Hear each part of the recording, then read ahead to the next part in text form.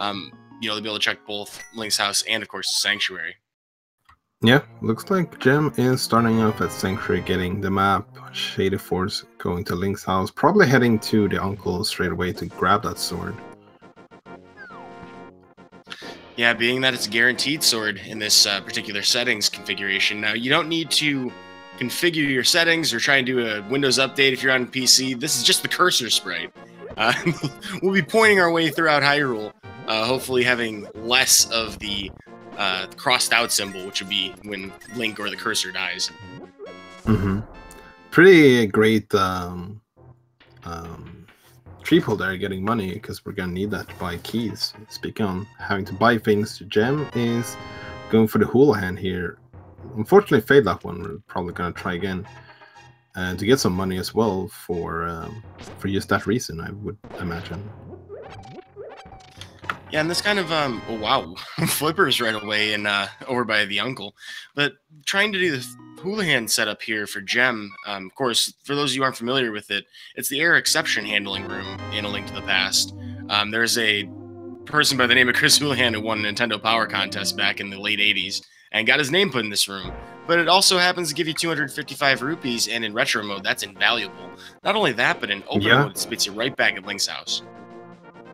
That's a pretty great start, seeing as we got the flippers right at Uncle, so Shadyforce is not going to be able to do that setup for the hula hand, if they so decide to do so. Good point. And not everything... there's a lot of different setups that you can do to get into that room. Of course, it handles all errors when the game doesn't know where to put Link. As you mentioned before, we did have that tree pull of 20 rupees, so having that knowledge that it's not going to take a lot of kills to farm up rupees in Hyrule, in retro mode, that's amazing. Yeah, I think that's definitely extra valuable in retro mode for sure.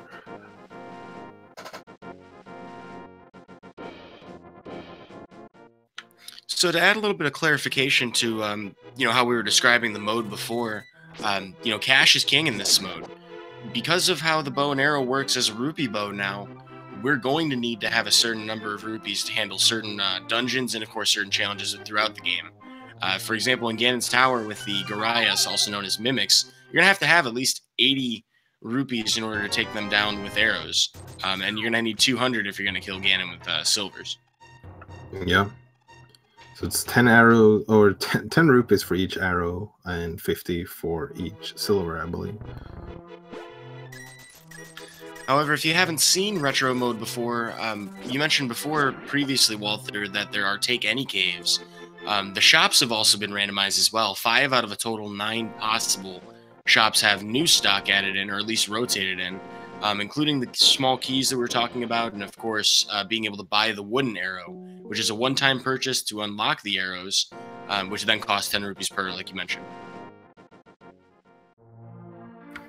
Yeah, and we're getting some divergence straight away here. Gem, having that sword, decides to just take care of the escape sequence, at least the front part straight away. Getting the cape. Almost a little bit of fear with that, if we find that lamp. Yeah. The cape is going to be a lot less valuable than in a normal mode, because this is hard mode, so it's going to drain a lot more magic than you'd probably be used to otherwise. Shadyforce getting a glove there in blindside, but no bombs, so it's going to have to come back for that chest in the back. Yeah, that's the unfortunate irritation of walking in without having bought the bombs, or at least found something. Not going to get any luck at the bottle vendor, who's only going to give us 1/20th of what we put into it.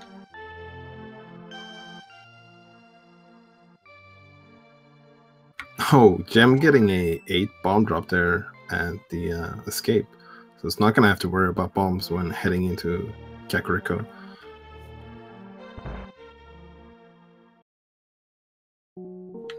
Yeah, so regarding, cash at this point, it's not surprising to see that Shadyforce would pick up a key. I am a little surprised to see that we're going to deplete all of our rupees to do so, though. As we mentioned before, you can buy keys separate of their dungeon, and they're not tied to those dungeons anymore. So you can literally steal a key and take it somewhere else. But having a couple of extra and floating a few, really helpful in this mode. Yeah. And since there's no guarantee small key in escape anymore, and we got that map in the sanctuary. It means that there's something in the dark chest. That's a good point. I'm sure Shadyforce will be a little upset later on to find out the tier 2 tree pole was 8 bomb stacks, as we did just drop 50 rupees on those. Yeah, that's a little bit unfortunate from their part. Looks like a red rupee on yeah, we want money in this mode, but not that bad.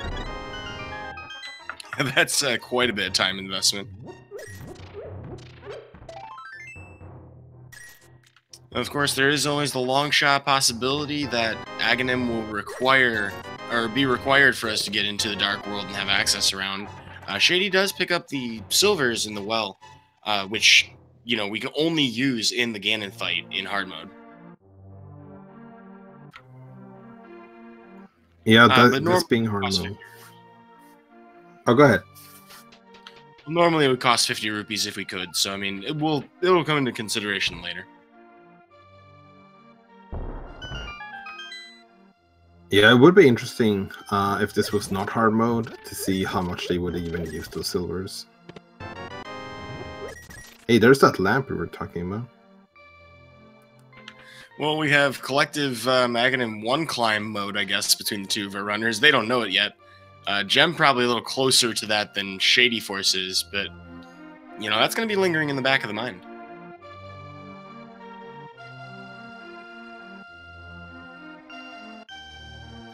Well, and you also see Gem and Shadyforce jumping into a couple of different locations that you normally wouldn't look through. When it comes to the Take Any caves, any particular details that, you know, newer runners to this mode should be looking out for, Walter? It's basically all the single entrance caves, except for the tavern, I believe. That could be the Take Any caves. Yeah, so anything that doesn't have like an item location specifically in it. So buildings count too. Yeah, that's an important thing to remember. Was that a vanilla book? It indeed was. Hold the phone. Somebody turned in their book. This isn't the library I'm used to.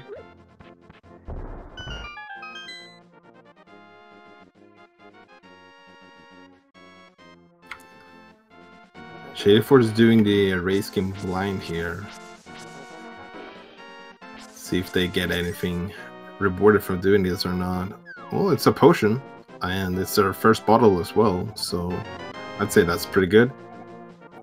Now we can also check the sick kid. Looks like Shadyforce is gonna hold on doing that for now.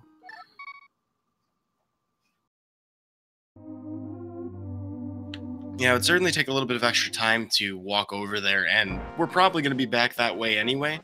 It's interesting, though, when you're running lower on overworld locations. Obviously, these runners have still quite a bit of the Southern Dark World, or Southern Light World to work with.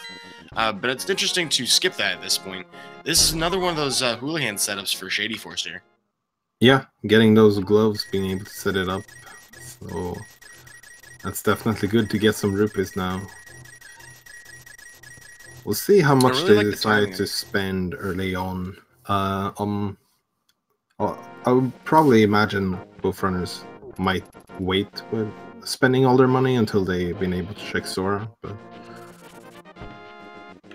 yeah, and that's another thing. Zora, very painful expense. It's bad enough that you might get the single arrow of destiny in other modes, but in this situation, I mean, you gotta drop 5 keys on that. That's Palace of Darkness. Yeah, I might even see runners like do a saving quick before heading to Zora, so they can do a reset if they have to. Yeah, that's a good point. And, well, never mind what I said. Gem is spending all their money on keys right now. And this is also not that unusual to see in Retro. Those 3 keys will give Gem a lot of different options when it comes to various dungeons that we can access. Of course, we would get to the basement of Hera. We would get to the east side of Desert. And I don't think we'd really be too worried about, because you can pick up any keys in the dungeons that normally drop from enemies or are underneath pots. So you can also count on picking up some keys, just not very many.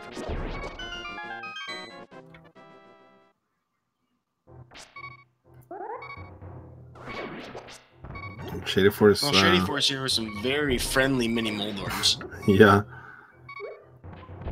Got sniped by one of those crabs, so it's gonna have to be a little bit careful heading over to the Ice Roar Cave after this.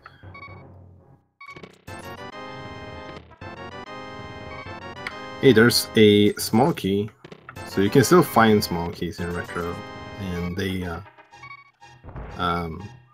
work just as the one you buy is always nice to get some extra like that. Yeah, so in normal mode, you'd remove 10 keys from the item pool, you know, now that we've kind of shuffled all of that in there. And in hard mode, you remove 15. That's another important detail to remember. Now that we are no longer expected to necessarily find small keys in chests in any particular logical location, that actually opens up a lot of dungeons to have many more items than they would previously. Yeah, for sure. Palace of Darkness, for example, has 6 extra items, while Swamp, for example, only has 1. So it all depends on how many small keys you normally have in those dungeons.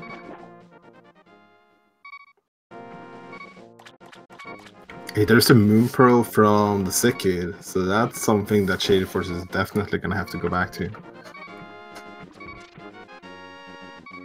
You know, nobody in this tournament would ever forget things in Kakariko, would they?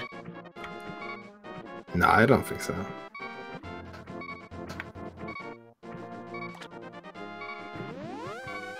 Well, Shadyforce is going to exhaust the flipper locations now, though, having the opportunity to head to the Waterfall of Wishing here on the left, can pick up 2 items there, and of course Zora's Domain afterwards.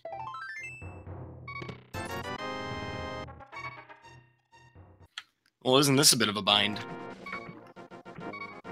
Yeah, it's pretty empty up here right now. We will absolutely be short the money that we need in order to check the Zora location itself. Besides Houlihan Room, there are a lot of ways that runners try to... Oh, that's a fire rod! Yeah, Shady was already set on just saving and quitting there, but I don't want to leave that item behind.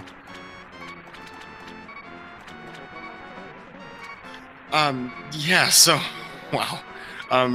Rupee farming, definitely a thing that runners may do a lot of in retro mode in certain situations. You will still find the big Rupee drops that we were talking about before. You know, those 300s that Shadyforce found, for example. But, you know, you might see people do the archery game. You might see them do the dig game for longer than until after they find the first item. Lots of different ways to collect cash. And you may even see in Eastern Palace and Palace of Darkness extra rupees farmed there. Yeah, another place that has become pretty common place to farm some rupees is the archery game next to the dig game. But unfortunately, that could potentially be a take any cave in this mode, so we might not be able to farm any rupees from that.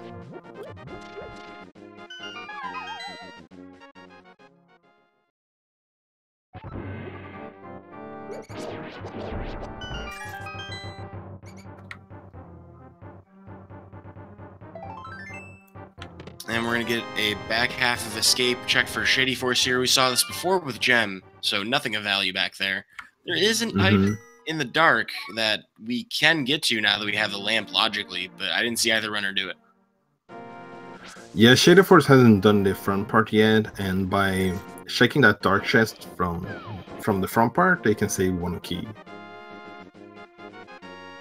Yeah, that's a really important detail. Anything you can do to save keys in this mode is pretty valuable, literally speaking.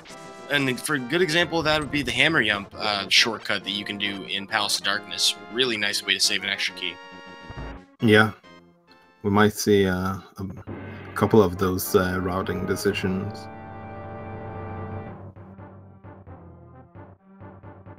Alright, so I think I know exactly what the spread on the left is, but are you familiar with this rainbow tie-dye spread on the right?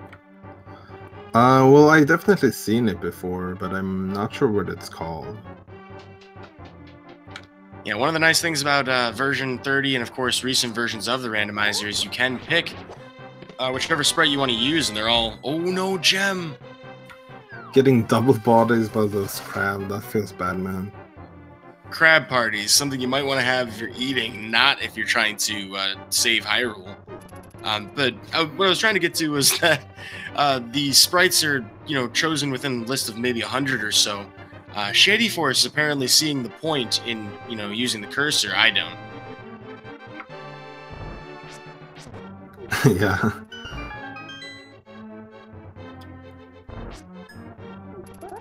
So that was a very unfortunate death from Gem. Not only missing out Ice Road Cave there, but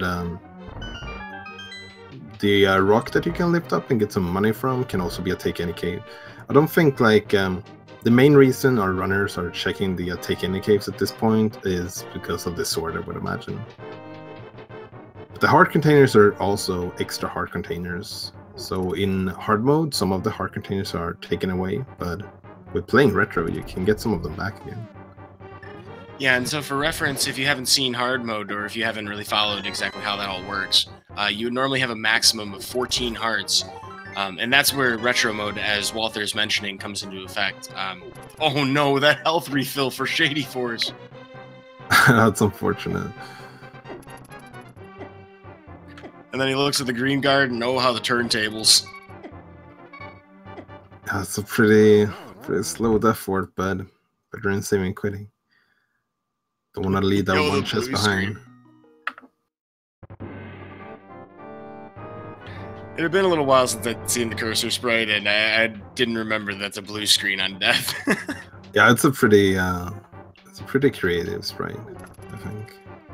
So Gem is now farming these 3 pools.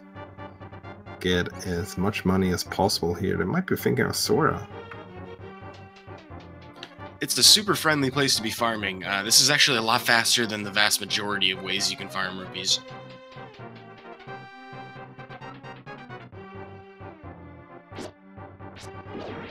When we were talking about an item here in the sewers, today it is just a piece of heart. So Gem is now over 500 rupees. Doing one last 3 pull here, just for good lucks. And is gonna head up the mountain. We do have 2 items in logic there, and also a hint tile that we can check out as well. Yeah, and having not found anything but a piece of heart at the base of the mountain, hopefully higher up we can find at least peace of mind knowing where we're going to progress from here. Both of our runners have picked up some very good items. I mean, that glove, the lamp, fire rod, we're definitely getting somewhere. Progressively speaking, though, haven't seen exactly what's going to be next.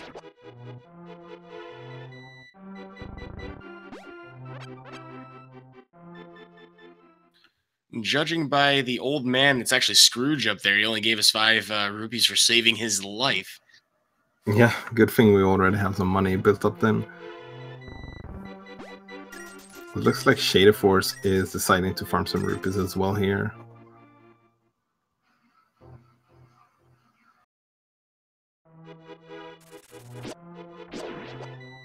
Yeah, so other major rupee expenditures, we're still going to have the dig game. We'll have Kiki at the Palace of Darkness. I'm trying to think of any other major ones. Could potentially have the big bomb for the Pyramid Fairy. Yeah, good point. That's There's a shovel for Gem. I'm reluctant to call anything troll, but that was a joke hint next to a fetch quest. Yeah, fair enough.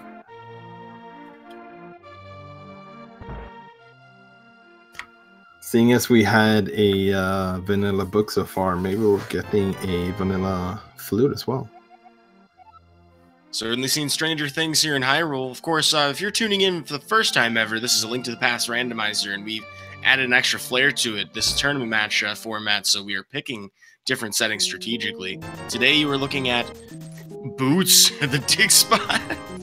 Oh boy. Oh, and Gem's saving quitting straight away, not grabbing that book. Might just have been muscle memory there. Or maybe maybe shaking Bonk Rocks into the library. So it could be circling back around the world. And I completely cut my train of thought. I'm sorry. With the boots, that was surprising. But we are playing we're playing defeat Ganon as the mode type, so we just need to do whatever we need to do to get to Ganon and defeat him. It's open mode, so we can choose between Well, it starts after the rain stage. We can choose between Sanctuary and Link's House to begin the game. Uncle Assured means we will have a sword at the Uncle, and we did. Hard mode plus Retro, which is a literal link to the past. Something like that, yeah.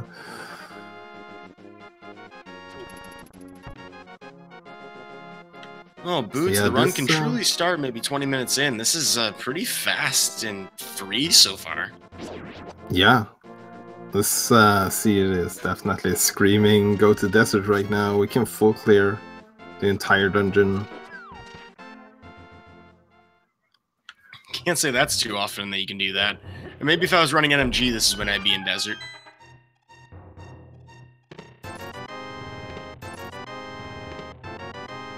Well, as I mentioned, Gem had saved and quit out of there before. We'll pick up the book this time around, and we'll save and quit, so that seems to be a good indication that we're heading there.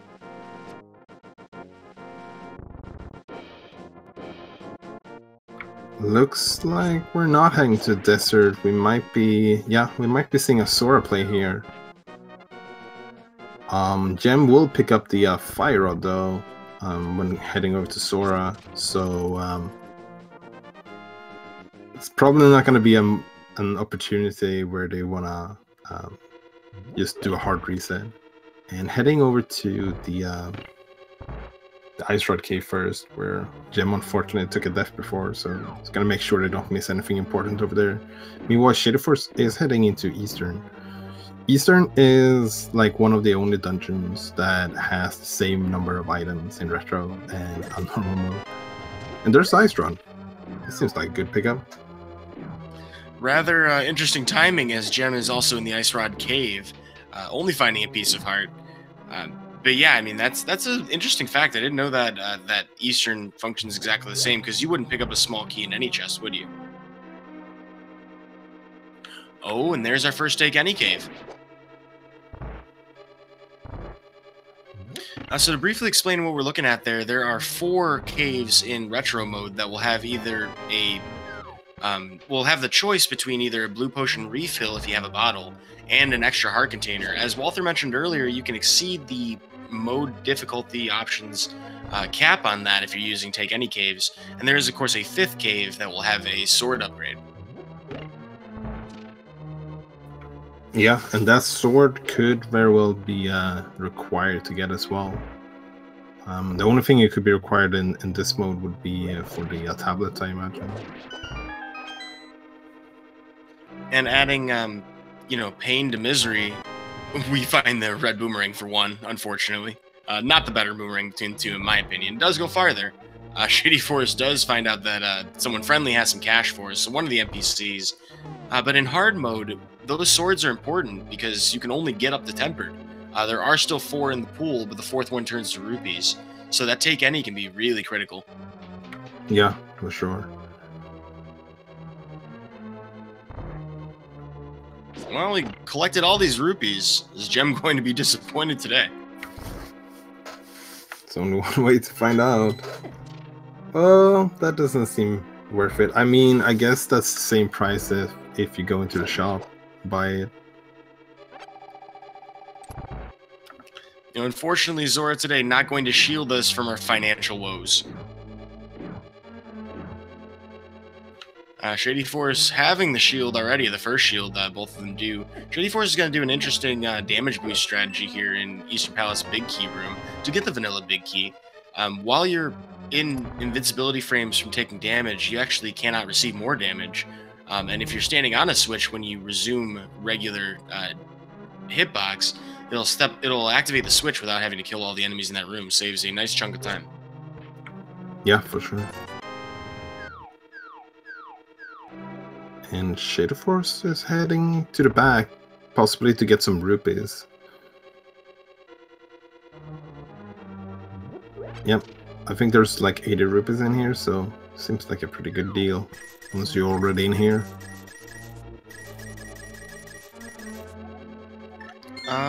Yeah, 90. Yeah, so I mean that's a fair chunk of rupees if you're already back here.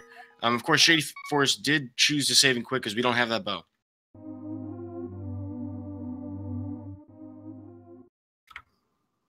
We want to have some bombs there on the desert ledge, but inside of desert, instead of 2 items, we're gonna get 3 of them because there's no small key anymore.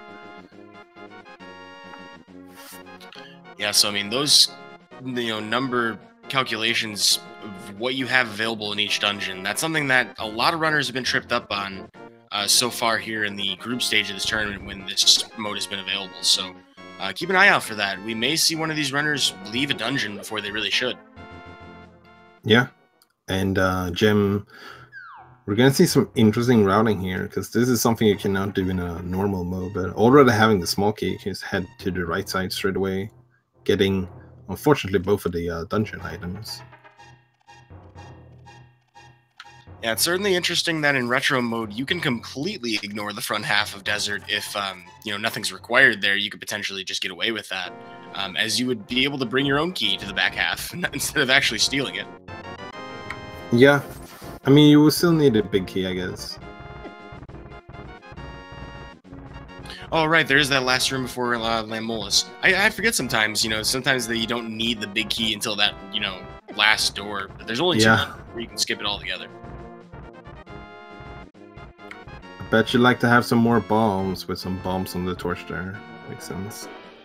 So that is 2 out of 3 hints that were jokes. There's only 2 explicitly joke hints. Those are in green text. There are others that may not be useful, though.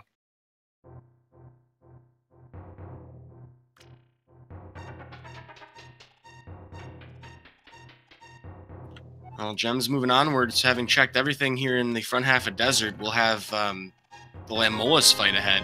Shadyforce finds that shovel, which will get us on the path towards those boots and a lot of the overworld that we're missing. That's fantastic news for Shadyforce. Don't want to miss those boots for too long.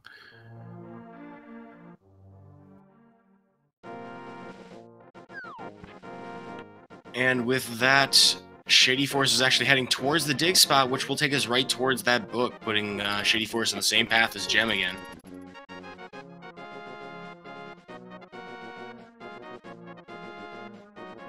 Well, with any luck, Shadyforce will get that cursor sprite into motion, and hopefully things in this sea will start to click. Still have to dig through here to pick up those boots, and that is actually a pretty hefty time difference between the 2 of them picking them up, maybe about 5-6 minutes. Yeah, for sure. That's certainly not the worst it could be, though. A lot of races are lopsided in that regard. Sometimes 20-30 minutes between boots, and that can be the real difference maker. We also get to see some really nice NOG knowledge from Shadyforce there, doing a sword spin to charge up super speed. Yeah, putting those boots into action straight away. As a point of clarification, we are playing this based on the Japanese 1.0 version of the game, which then gets patched. So we do that so we can take advantage of some of those speed tech glitches that you would not be able to access in version 1.1 or 1.2 international release. It seems weird that you're playing on the oldest version of the game sometimes. But this is just because Japanese are faster. I don't know how else to explain it. So Jam defeated Lamolus. Unfortunately missed the last fire rod shot, but took care of it with the fire sword. Only got the blue boomerang though, so heading into Agina's cave, and if that's nothing, I think we might have checked everything for getting our Dark World access. I might be thinking about Aga soon. Our runners still have things to catch up that one has done that the other one hasn't though, so we might not see an Aga play straight away if this is not Hammer or Mitts. Yeah, moment of truth. Well, that doesn't really do anything for us right yet, because we don't have a hammer to go into the spike cave. And hey, if we're not even thinking logic on this, I mean, it doesn't even give invulnerability. It's pretty useless in hard mode. Yeah, the only places you can use that to be invulnerable is places like with spikes on the floor, like Spike Cave. Yeah, so I mean, that's an important caveat, because we do still need to, by logic, make it possible to go damageless. That's an important consideration. Yeah, we just saw another part of hard mode, Gem trying to stun one of the enemies with the boomerang, but the boomerang won't let you do that in hard mode. No rest for the poorly equipped, as boomerang and hookshot and all of the things that stun are, well, everything's pretty much nerfed in each increasing difficulty. While we are seeing hard mode today in the brackets, we will have access to expert mode. Yep, I think hookshot still stuns enemies though. Luckily, and Gem is taking a death warp, so it looks like we're gonna see the Aga play straight away here without going into Eastern.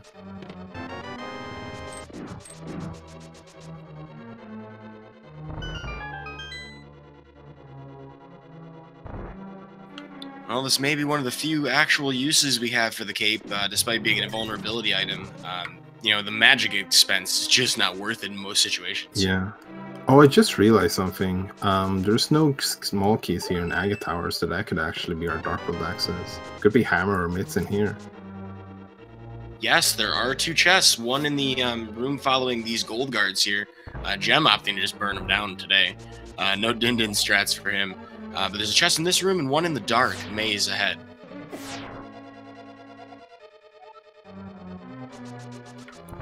There's bombos. Like, nice pickup, but maybe not what we were looking for. Could definitely explosive be required results, later. but not exactly what we want.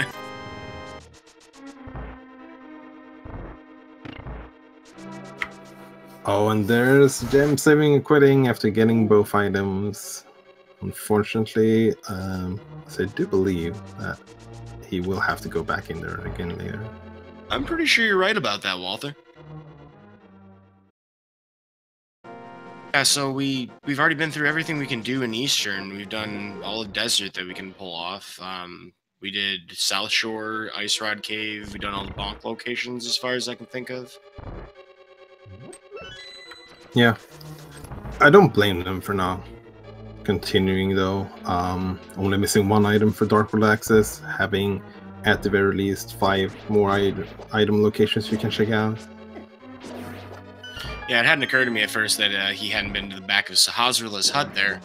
So yeah, I mean, there'd be no reason to commit all the way to that 5-minute climb without knowing that. Yeah, if this was all dungeons, I would not be surprised to see, like, just going and kill Aga at that point. It's a lot less of a gamble to do that in a all dungeon seed, but when you're not sure if you're gonna have to beat Aga or not, then it's a little bit more iffy.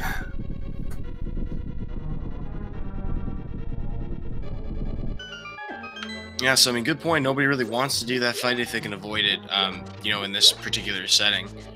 Shady Force will have a full magic meter to work with on Lamb Molus. We saw Gem almost pull off a 1 cycle, missing just 1 shot. It would take 2 per worm to kill them in this state.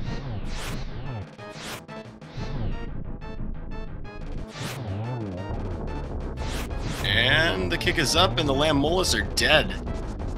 Nicely done there. It's a little bit funny getting both boomerangs early on in a hard mode seed where you can't basically even use them. I'd almost wish for the 5 rupees instead. Yeah, right. Well, Gem's going to finish up Eastern Palace. I believe Shady Force has done all of this already, so Shady Force may be the first one to head to Aghanim, depending on where he goes here. Yeah, I think the only thing Shady Force hasn't done yet is Ice Rod Cave and Sora. Don't have the money for Sora, and yeah, looks like they might just be heading to the castle. We'll see if they decide to continue on after getting those first 2 items. Yeah, that first save and quit really scared me. I'm thinking to myself, oh no, that's that one clutch moment that, you know, if you do it right or do it wrong, it can make a pretty hefty difference. Mm-hmm.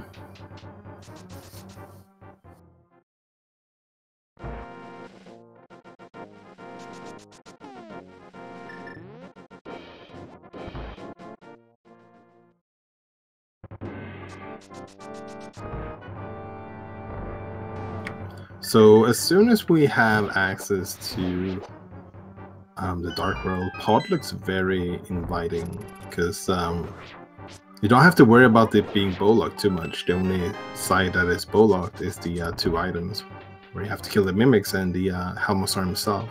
Everything else is available since you have the option to buy small cubes. Yeah, the only thing we're really locked out of in terms of like hard locks with the logic would be the hammer for the basement, and of course, or not the basement, the boss, as well as the bow statue we have in there. Everything else is doable.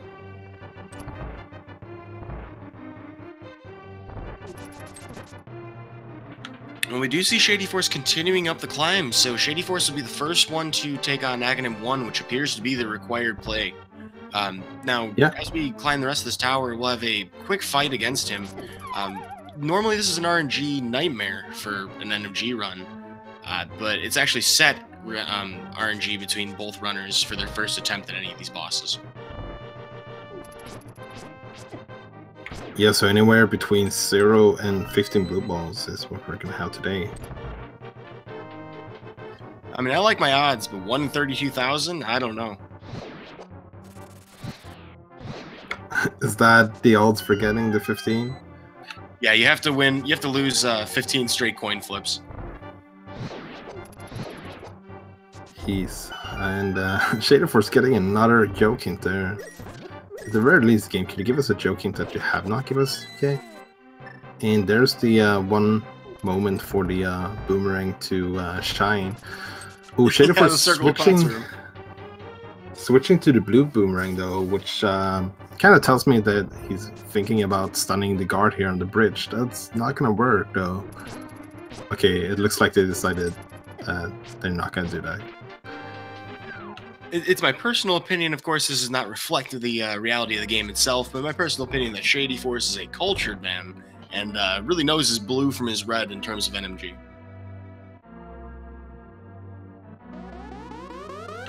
Well, up ahead, Shady Force has a fight with Aghanim 1, the first of the 2 fights of this boss. This will be a 6-attack cycle that we have for this fight. First attack will always be a reflectable shot. 2, 3, and 4 are where that 50-50 odds start coming in. For a regular attack or blue ball, and attack 5 is a lightning attack before the whole cycle repeats. And in the meanwhile, we'll see Gem farming up some money, probably so they can have enough small keys to check everything in pod. Also worth noting that the maximum you can hold is 6.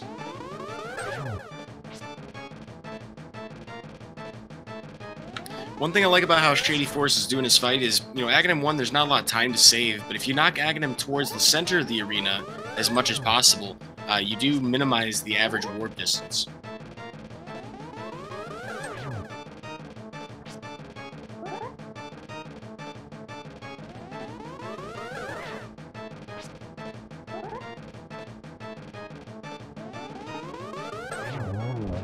So I believe that was, what, 2 blue balls? Yeah, that was a very favorable fight. The exact timing of it works out to be pretty important because you can have an extra lightning cycle, which does take quite a bit of time. All right, so this is the moment of truth here. We find those Titans mids on the pyramid, just as you mentioned, Walter. Exactly. There's nothing in pod, obviously. And it looks like Jam has more than 6 keys. I may have been wrong about key counts in retro. No problems, though. I was thinking about that, but I don't want to say anything because I was afraid I was wrong instead. Looks like we got our map shake. The other 2 pendants are Skullwoods and Swamp Palace. Yep, and we saw a 5-6 crystal. I think that was on Turtle Rock.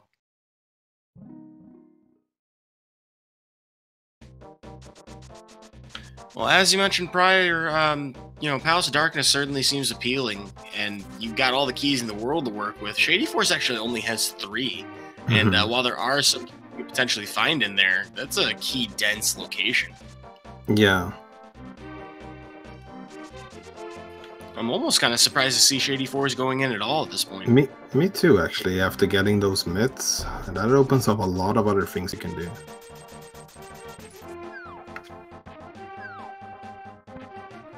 Yeah, that's a real mind bender. I guess without the hammer, and this being the logical means that we were accessing the Dark World, maybe Shady Force just feels stronger going with the dungeon that has the density.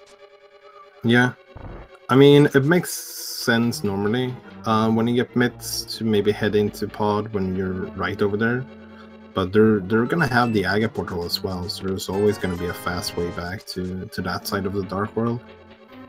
But this could definitely be a pretty amazing play here if Gem decides, for example, to not go in after getting those mids. Yeah, well, remains to be seen whether or not that's going to happen. Of course, we do see Gem now heading back up the tower. We'll have his Aghanim fight in a moment, but is definitely a good 3 or 4 minutes behind Shadyforce here. Yeah, we do have the potion actually as well from shadyforce, being able to check the bow lock side if they so desire to do the potion glitch. Yeah, we can manipulate the camera to get past a kill room that normally requires the bow. This is one of those minor glitch applications that's actually pretty fresh this year. You know, so we'll see if Shadyforce or Gem do it. It's a blue potion, which would normally give you full heal and full magic. In hard mode, it's only going to heal you 50% of your magic meter, and 7 hearts, the equivalent of a vanilla fairy.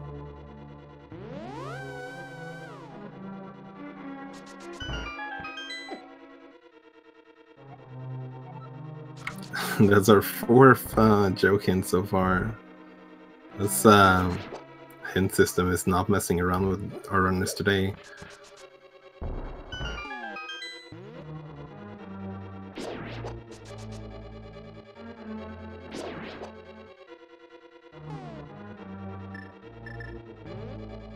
Well, this is the moment of truth. Shadyforce here is going to use that potion while scrolling the screen left. This room that these Gorias are in is actually in the same, what we like to call a super tile, so it's like a grouping of rooms that are loaded at the same time. By unhinging this camera and moving them off camera, because they do mimic your movements, you can actually trick the room into thinking there's none there altogether. That's a pretty neat trick.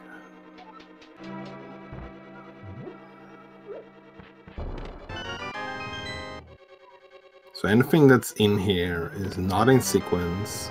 There's the big key, so good thing that Shadyforce decided to do this before heading to the back, because now they're going to be able to get the big chest as well. That still only has 1 small key left though, so we'll see if they decide to maybe do the hammer jump. It's always a potential that they get some small keys in the back as well, in one of the chests if they're lucky. Yeah, it's a relief to have the rupees that we'll definitely get in the basement. That does give us the cost of entering back. Though the time it takes to go grab an extra key, I mean, I gotta think you have to hammer jump here. Yeah, I would imagine so. They're gonna spend that 1 small key they have to get to the back, so unless they get a small key, that's the only way to get to the big chest. So Gem is now done with Aga, and it's gonna pick up those Titan Smiths.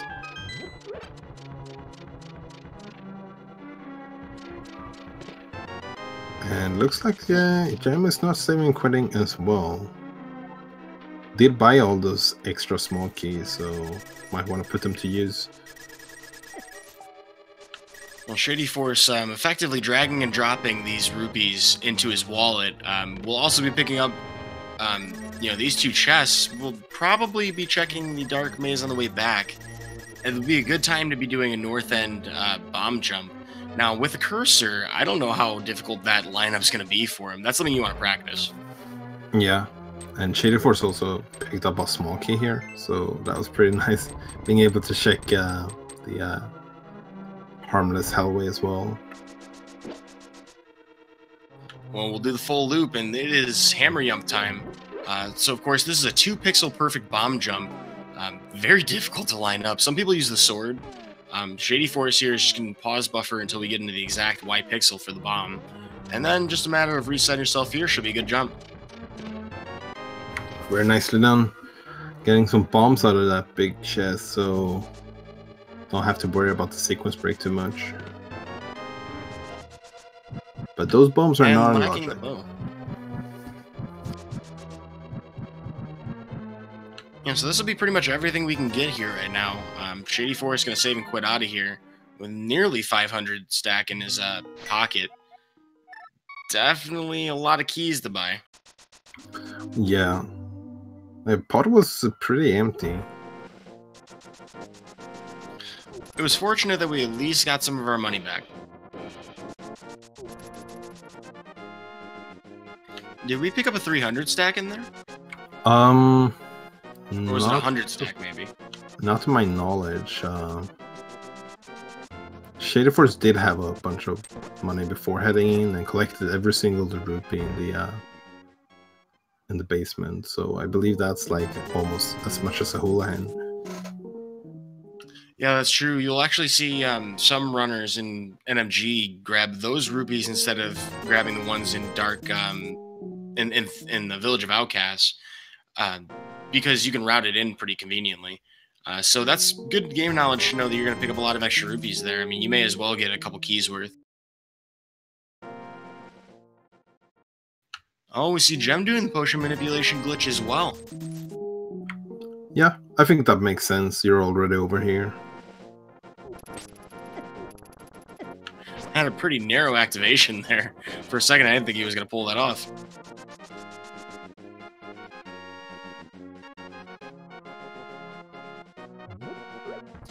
Well, Walther, 45 minutes in, 46 nearly, with one crystal. Where in the world, or where in Hyrule are these runners headed? Well, if you ask Shadyforce, I would imagine they will say Skullwoods, because that's where they're heading right now. It's not the most fun fight to do. Fighter sword and no hammer. Hey, at least we got a bright glowy stick in the fire rod. I hear moths like that stuff. Yeah. So Shadyforce is using a small key here to get over to the side of Skullwoods. There is. I find that kind of interesting because you can avoid that. Yeah, you can just drop down and get the guaranteed small key. Yeah, this would traditionally be 2 items in this dungeon, but with the small key routing involved and not being guaranteed any of them, you can get up to 5 items here. Hilariously enough, a small key in that chest too. Yeah, I think that's guaranteed, but okay, so Shadyforce went over there, picked up the small key, and now is taking a Death Warp back, so that's another way to get around that, opening up that door. That worked out just fine. Yeah, so key preservation working out for these guys. Shadyforce, for a second there, I thought he was running past that pit to set up a water walk. I got a little confused there. We will get some Northern Dark World checks, though, while we're over.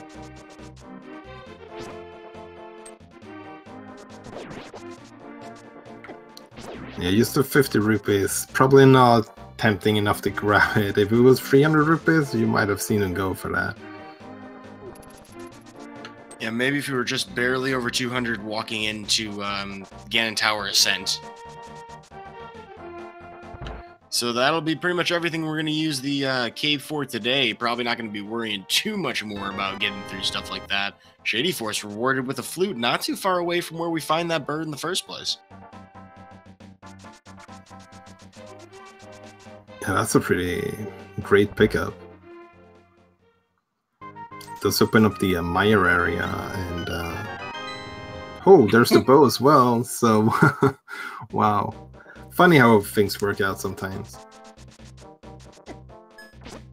Well, Ruby management becoming even more critical now that we found that bow. Shadyforce finds it in a place where Gem will absolutely find it quickly.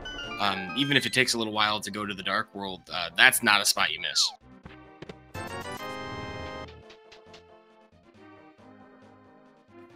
And we'll also get a chance to see from Gem here, King's Tomb, which is more of this northern Hyrule checks that we haven't seen prior. Now that we have the Titan's Mitts, this was accessible. So Gem making sure to be thorough, which definitely pays off in this tournament. Yeah, the more stuff you can make sure not to leave behind, the less possibility of the seed punishing you later on you're gonna have.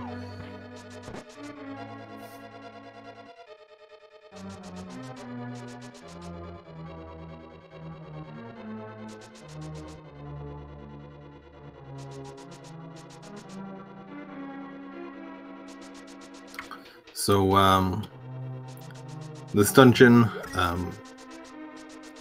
Visan has, well, I was about to say 1 extra item because of the small key, but we found a small key in it, so...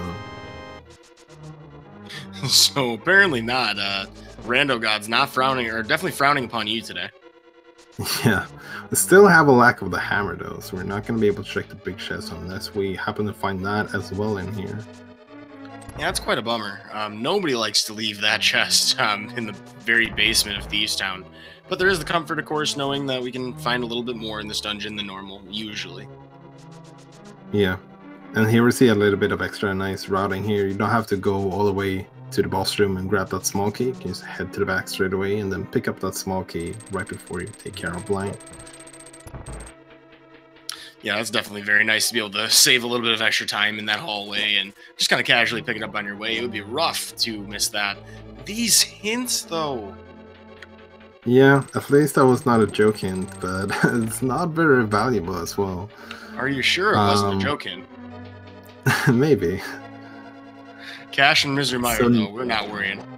Yeah, normally I would say that hint would be better in an open mode, because you know, okay, I know one of the 2 items in Meyer, but this time around there's going to be 5 items in Meyer, so it doesn't tell you too much about Meyer.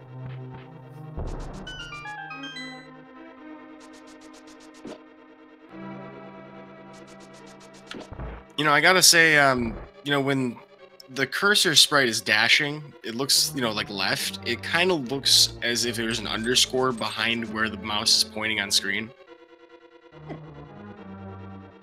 And it's a little unsettling. Yeah.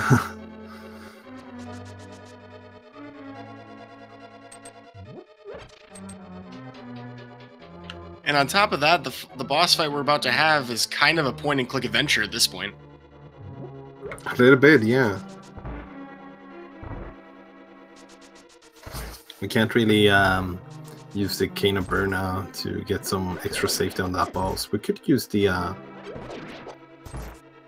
what's it called, the cane, I guess, but or the cape, but it drains a lot of magic.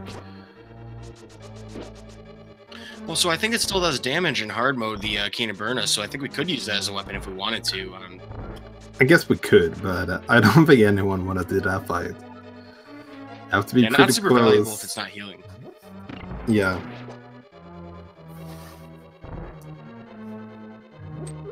Here comes the big question. Oh, we do have an archer game. Nice. Looks like Gem can farm some money here then. And in the meantime, Shady Force will do a blind fight. This should be pretty straightforward for him, Shady.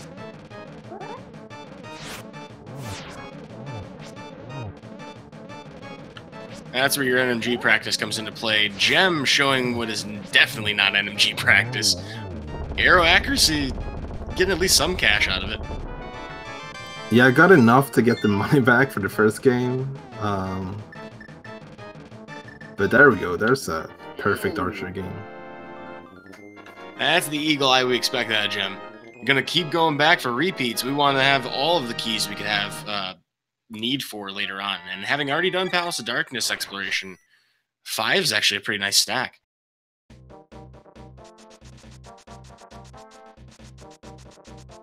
Well, another major props to Shady Force for the damageless blind, really putting it on display. That was an excellent fight. Yeah, for sure. With here though. We'll get another. Oh no, actually, Shady Force was checking to see if this was a randomized take any cave. Yeah. Looks like they won't be going for the archer game. Oh, there's the mirror. That's a pretty fantastic place to have it, right next to the cave for the fight.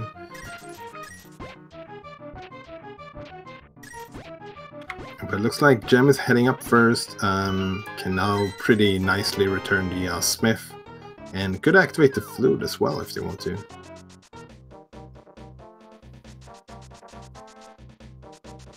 Certainly seems like a fortuitous combination of things to do at once. And Gem's gonna take advantage of this opportunity to bring our frog friend, aka the blacksmith, back to his shop so that we can get whatever item would replace that normal sword upgrade.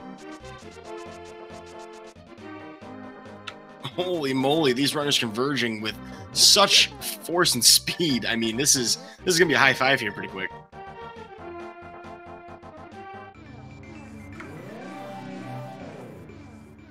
Cross-dimensional high five at that. Yeah, really.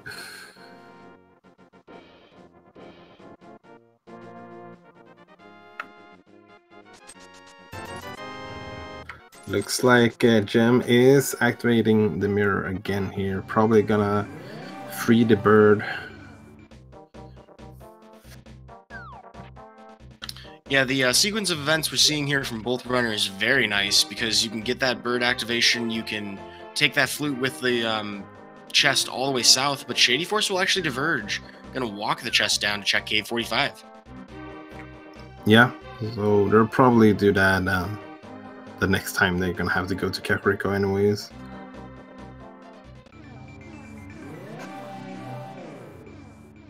And as a reminder, both of our runners have pretty much done all the same checks at this point. This is surprisingly even. Yeah, Shady Force has the back of Feast Town, which wasn't really required in any sense, and Gem has some out-of-the-way locations that really wasn't required as well. Yeah, I'm thinking like Northern, Hyrule, and Dark World. Well, Mr. Stumpy here is going to save us 100 rupees by giving us a small key that we can take with us anywhere we'd like. Shady Force not satisfied with that, though, heading southeast to turn in that purple chest, hopefully for something a little nicer. We do know that someone friendly has some cash for us. Maybe it's 300 bucks. Maybe, yeah. Could be the bottle vendor, though. I think have 5 rupees. Oh, you're right. So yeah, that hint could apply to either that or any other number of NPCs. Today it's going to be a mushroom. Well, our first fetch quest paid off pretty good, so... Wait, did you say our fresh quest? Because, I mean, those mushrooms look freshly picked. Yeah. Do you know what they say in the vanilla about the mushroom? What do they say, Walter? I'm not picking up what you're putting down. It smells like sweet rotten fruit. Oh, that's right, which does say so. I'm not sure how sweet fruit smells like rotten, but... Or the other way around. Not everything localizes well, okay? Well, Hype Cave being checked here by Shady Force and Gem. Plenty of cash in here, not much else.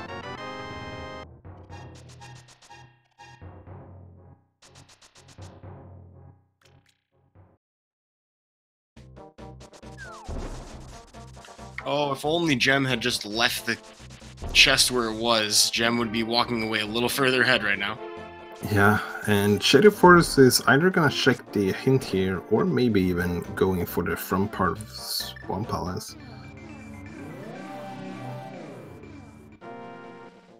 And with that mirror, I would imagine that means we're gonna check the front part of Swamp. Yeah, we do not have hookshot to get the 4 items in the back half if you include Argus.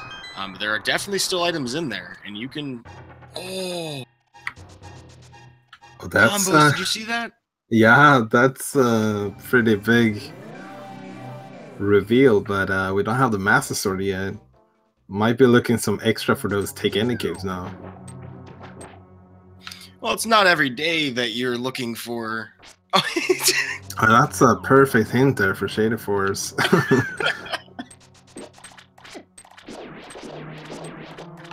Rando gods get us again. But so that Canis Samaria at Bombos, it's not that often that you see a situation in Retro where, besides, say, going to take on Ganon, you really end up looking for a sword for that reason. But having the Master Sword upgrade required... Oh my god, are you kidding me? Shady Force's day today. Shady Force getting the hookshot in the front part of Swamp, and then leaving as well, and then Gem finding the hammer. Oh, cause yeah, Shady Force didn't have the hammer, so it couldn't go further. That makes sense. So this game just took a... which route makes... Yeah, what a twist. Yeah, for sure. I mean, if it's you, which one do you prefer more? I mean, Swamp is a pendant, so you might only need that hookshot from Swamp. It's hard to tell. Wow, that's exciting. Well, we may or may not ever need to go back in there, but if we do need to go back in there, that could actually spell certain doom for Shady Force later on. Gem does find that hammer, though, and that's a pretty nice find overall, progressive-wise, and of course, just exploration. This could throw Gem very far off the course for the hookshot, though. As you mentioned, it's in a pendant dungeon. Mm-hmm. Yeah. And happens to be in a pendant dungeon you definitely don't want to go into unless you have the hookshot. Well, I think it's presumable that shadyforce would head to the mountain with that hookshot, but we'll actually opt to go to the Misery Mire area, getting shadyforce the hammer. A very nice chain of events for Shady, because that's exactly what we needed to see if we wanted to not miss out on this. Yeah, for sure. And Gem now heading to the back of the back of Feast Town, and if there's anything in that big chest, that could be pretty massive as well, because I would imagine shadyforce is not gonna want to go back there for quite a while. Yeah, it's a rough descent to go all the way back around through here. So, I mean, Gem has a potential huge advantage if there is something of importance. So I'm trying to think of what else we would need. I mean, we're still looking for Quake to get into Misery Mire. We don't know what we need to get into Turtle Rock. We're rapidly approaching all the equipment we need for the seed.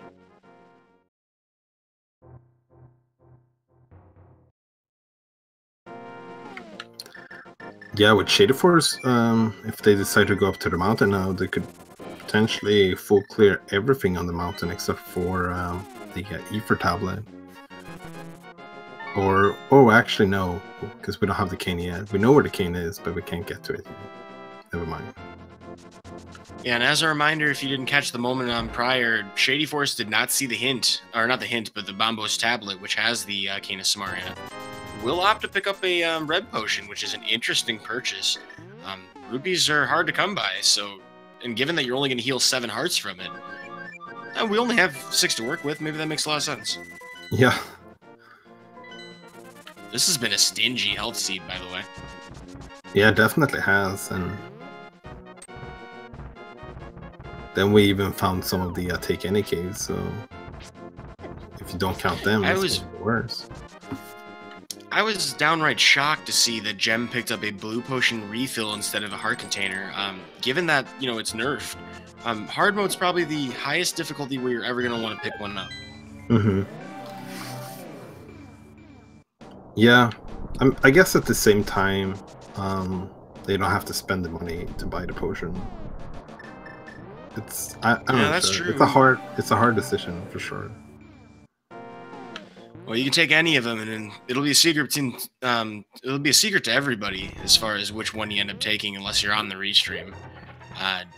Blue potion, of course, when we do get to the bracket phase and we have expert available to us, will only heal 1 heart and 25% magic. Hey, there's our Quake.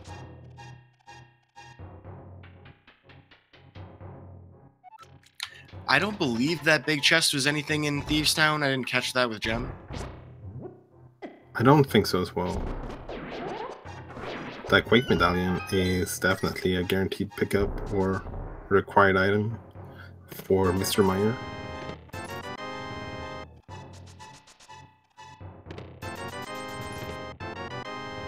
And there's a Master Sword. That's really good for shadyforce. So is that the Sword of Evil's cane? Something like that, yeah.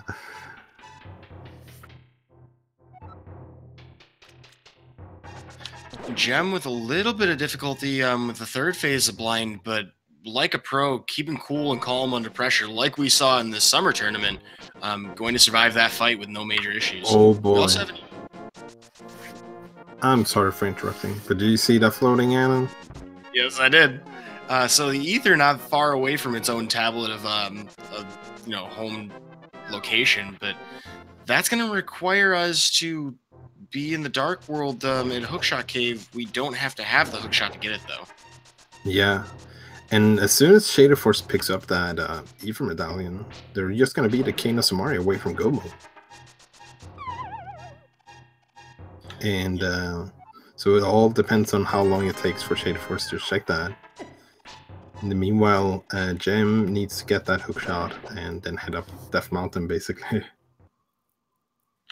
So, I mean, between the two of them, obviously they both have 2 crystals, and there's not much difference in regards to where they've been that they can go. Ooh, Gem with a really nice fence dash. NMG fans out there go wild.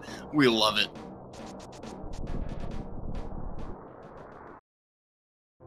It's just an energy thing. We do find that sword, though, just north of Village of Outcasts, so both runners have Master Sword. And Gem, having seen the Cane of Samaria on Bombo's tablet, is very likely to get it first. Yeah, that's pretty great. Gem is gonna get tempered as soon as they go up the mountain. And we already know because of that quake, we will absolutely be up there. Well, Gem has visited the old man and made sure that, you know, we're not going alone, at least taking this sword with him. We'll be checking the rest of Northern Dark World. Meanwhile, shadyforce is going to find out what Turtle Rock entrance is. We do have access to everything, and it's going to be Quake as well. Probably not picking up that ether, then. Yeah, that seems less important now.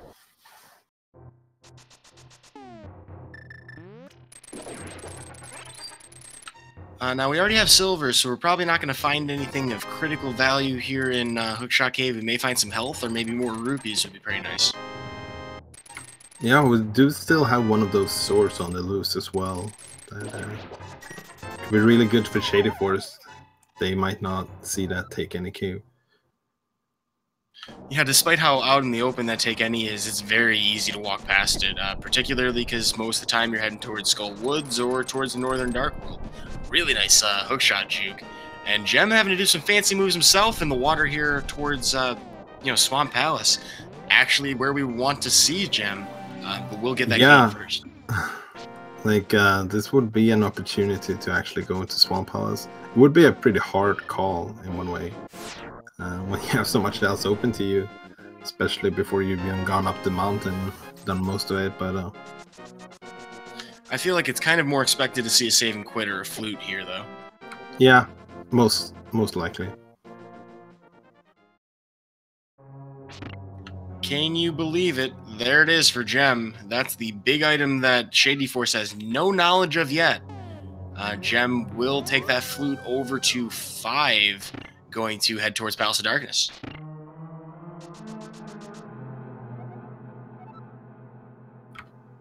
There's another joking, why not? This entire seed feels like that right now. A little bit, a callback, a flash to the past as far as retro goes. Gem remembering with some really awesome game knowledge that there is a fairy that you can bonk out of one of those trees. Recently discovered that you can actually use the Quake medallion as well. Runners like GamerCal have been throwing that out since the spring tournament. Kind of handy if you're, you know, lacking the boots.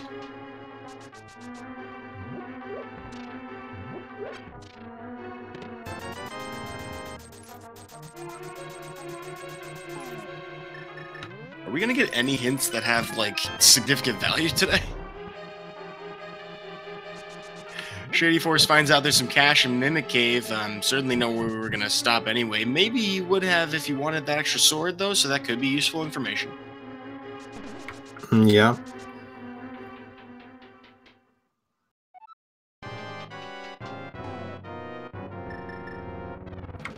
So another interesting thing is, since Swamp Palace is a pendant, there is a potential that you could skip the hookshot entirely if you can hover the Moldrum 2. Yeah, and then, you know, there would be a couple of backups as far as bomb jumps go, or even hovers to try and go right side of Ganon's tower if we need to find the big key there. But it is possible. It's definitely doable. I don't know if shadyforce hovers. I know that shadyforce has been around. Would be a candidate, somebody I might expect to see it. I think Gem does know how to. Yeah, that's what I'm thinking about as well. Because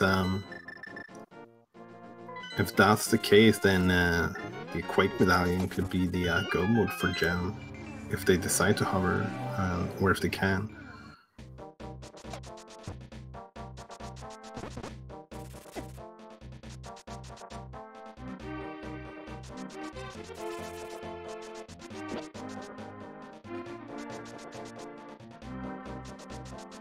Well, here's the Helmasaur King fight for Gem here. Pretty standard fare, but low health to work with.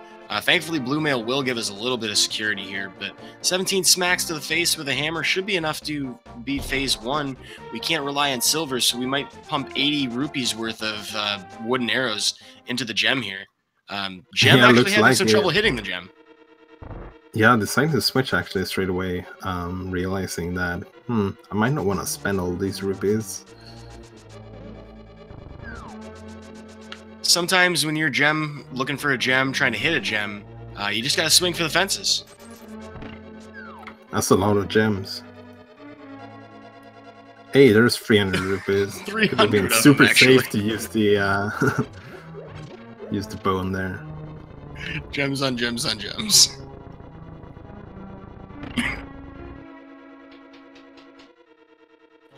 All right, well, Shady Force here gonna drop 40 rupees to pay the toll heading towards Helmasaur King himself. Does actually have sword beams to work with, so will save actually an entire 2 menu screens here in the basement. Some great NMG experience coming into effect there.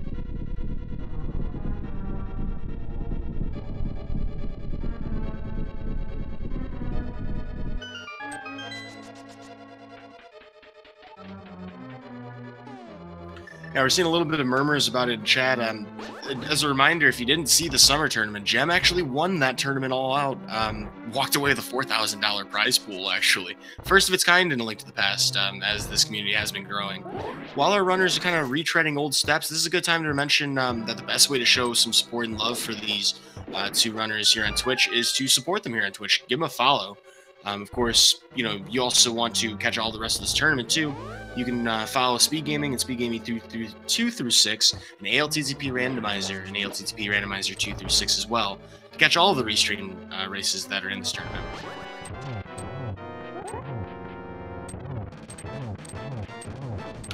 Shady Force's turn for Helmasaur King, starting a little bit friendlier as far as the RNG goes.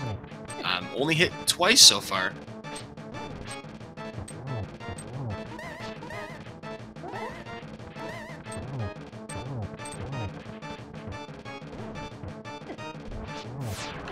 These hammer hits that we're seeing both of these runners attempt on Helmasaur King, they're very tight window to hit these.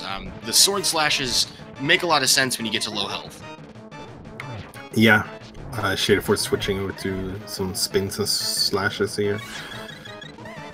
And we see Jam going King of Burner strats here to save some rupees.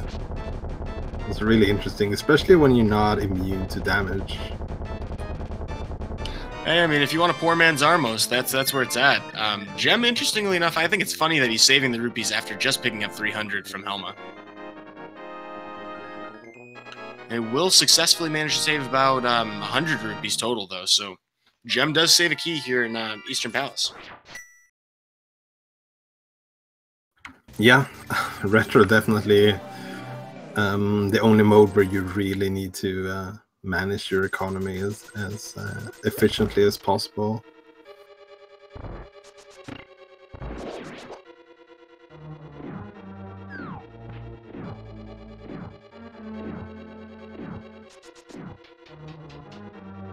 And looks like Gem is gonna head possibly into Ice Palace here. That's a little bit unfortunate. But who knows, you might get some good hints here for once. Maybe we get like 3 more joking hints or something. You know, it's par for the course at this point. Oh, the boots can be dug up. Well, thank you, game. Kind of needed those boots before that. Or did we? Boots of a leather. I guess there wasn't. I guess technically you could have skipped the boots before I got. Well, when it rains, it pours unnecessary information. Gem, maybe not pleased about that, but on the bright side, you know your opponent did not glean anything special from that information either. Yeah, and at the very least, you knew that going in, there's always a guaranteed hint for the boots, so we knew we were going to find that at some point. Well, Gem encountering some very frustrating Pengators who were not very friendly when it came to, ooh, wow, all these arrows being spent.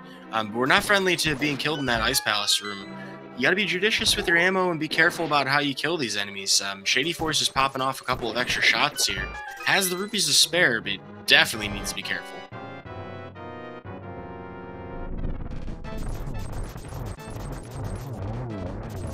Yep, looks like Shady Force is going for the full bow strat here, and did not really get the quick kills, so gonna have to spend a little bit extra money there. Yeah, I got a little over eager on the very first set of shots. You want to shoot 5 instead of 6. We'll pay 30 rupees as a toll for that. You know, though, I mean, if you got the money, you might as well go ritzy, right? Yeah, I mean, I'm not sure if Shady Force actually need any more small keys at this point. No, we're pretty much set for what we need, except potentially Ganon's Tower, and there are some you can pick up in there. I was impressed just a moment ago by Gem's really nice Ice Palace bomb jump, chained into a hammer dash. Very excellently done. Well, it looks like Shady Force is heading into Ice Palace as well, so both of our runners here is gonna full clear it, and no one is really gonna have a time loss from that.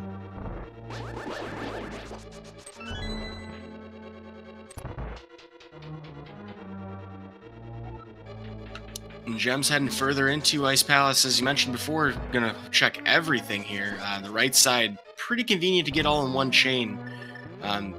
You know, and because we don't know if we have everything we need, as Gem does still need that Quake, has no choice.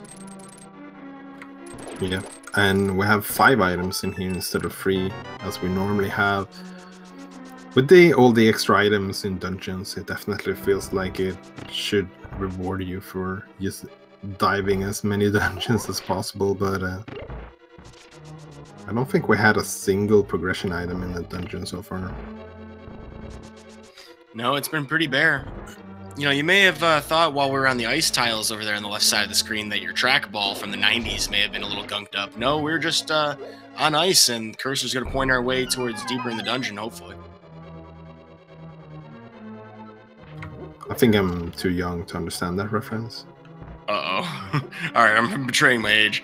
Gem using a nice bomb jump to skip past the big key room. Found the big key actually in the freezer room right before it. I'm a little surprised to not see grabbing that immediately. At least the temptation for me would be irresistible. I imagine this is better routing. There's reasons why Gem won that tournament.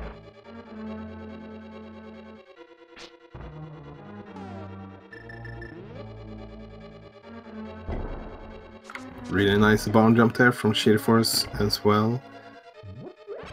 It's an extra challenging sprite to do it with, too. Yeah, I mean, I guess it depends on how much practice and how used to it you are. I would imagine Shady Force is pretty used to using this sprite. Well, Gem had a close call there with some of those Pennegators in that icy room. We'll do another reverse bomb jump, actually, to get back over to this side. Doesn't have the hook shot, so it has to use another bomb. All for a frozen burrito. This not being key sanity, that map has literally no use for us. So we have an interesting scenario available to us here. Gem actually is missing half a heart, and that's a little disappointing on my side because I always want to see people do sword beam strats on Cold Stare. But if Shady Force finds a way to heal before the boss, we may see an opportunity to line up some fire rod shots and sword beams to... well, I don't know. You may as well use bombos at this point. Yeah, you could always use the sword beams on the second phase. Yeah, so what I'm referring to, though, is the sword beam strats to destroy the ice shell. You can save half your magic meter if you're forced to use fire rod. If we didn't have bombos, that would be viable.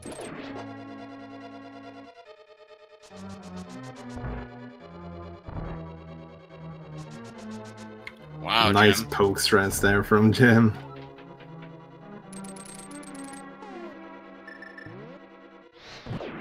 Spends barely any time in the freezer. Meanwhile, Shady Force spending time with Freezors. Also going to do the same sequence we saw with bomb jumps as Gems. So this will be identical routing, it appears, for the most part. Here in Ice Palace, we should have maybe what, 2 minutes between these two? Yeah, something like that. The only minor time save Shady Force will have is being able to hook shot to the big chest later on. That's about it. You know, this is definitely a place in the game where a lot more runners would be flinching. Very impressed by both of these runners just tearing through here. Yeah. Gem is now heading up the mountain. It's going to be able to full clear absolutely everything up here if they want to. Everything except for Ganon's tower, I guess. Right. Well, for those of us who have just tuned in, or if you haven't caught most of this race, the big story right now is that Gem is missing a hook shot, which could be skippable if we can hover, for Go mode as well as Quake, whereas Shady Force is just missing that Cane of Samaria, which he has not seen on Bombo's tablet.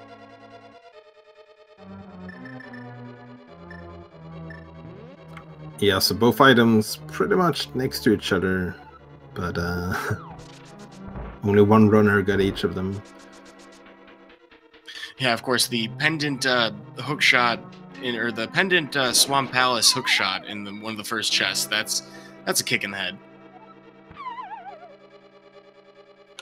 I like that Shady Force is remembering to drop down here to pick up some health. You know, Cold Stare, not a boss to trifle with.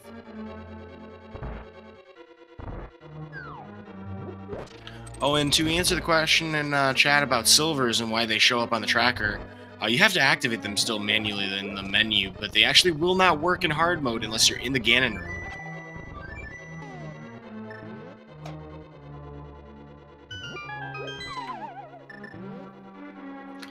Well, we are seeing some confirmation in chat that Gem apparently can hover, so that is a potential consideration for Gem. Yeah. That would potentially put Gem in Go mode as soon as they get the Quake here on Death Mountain.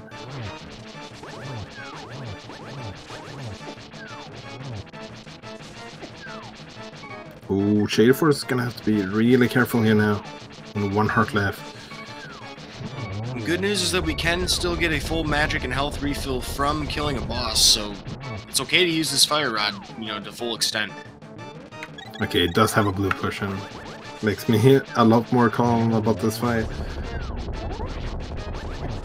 Yeah, this would have been a lot worse because we would be half a heart right now.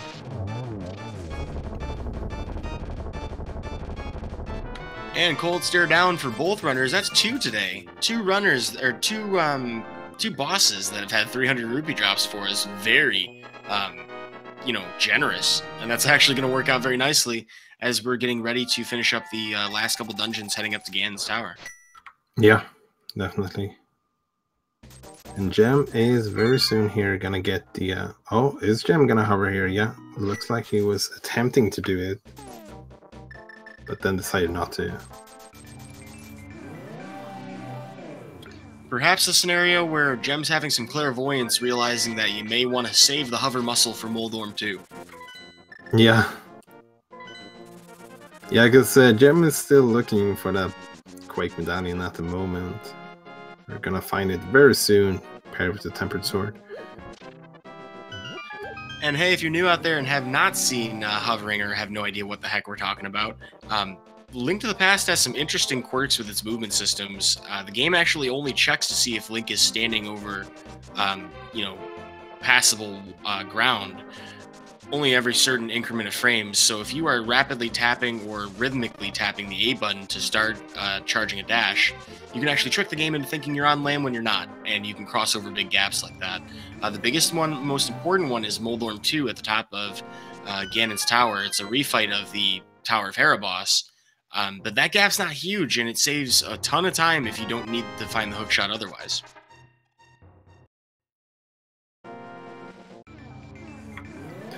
There's Quake for Gem,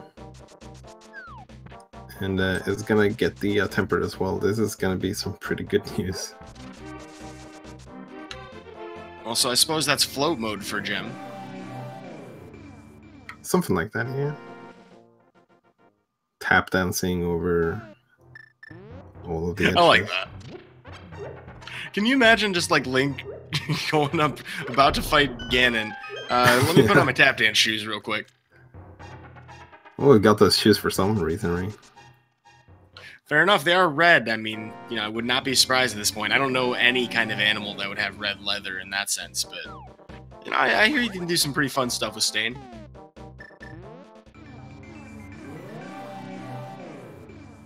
All right. Well, Gem has the Quake. Has already seen that this is Quake required to open. I'm actually kind of surprised to see Gem not going to Misery Mire first.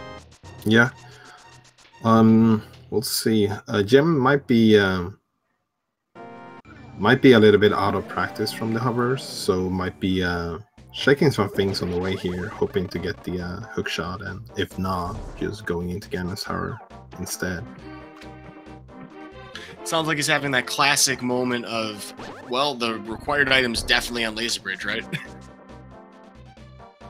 Unfortunately for Gem, will not find anything that is really required here in Turtle Rock.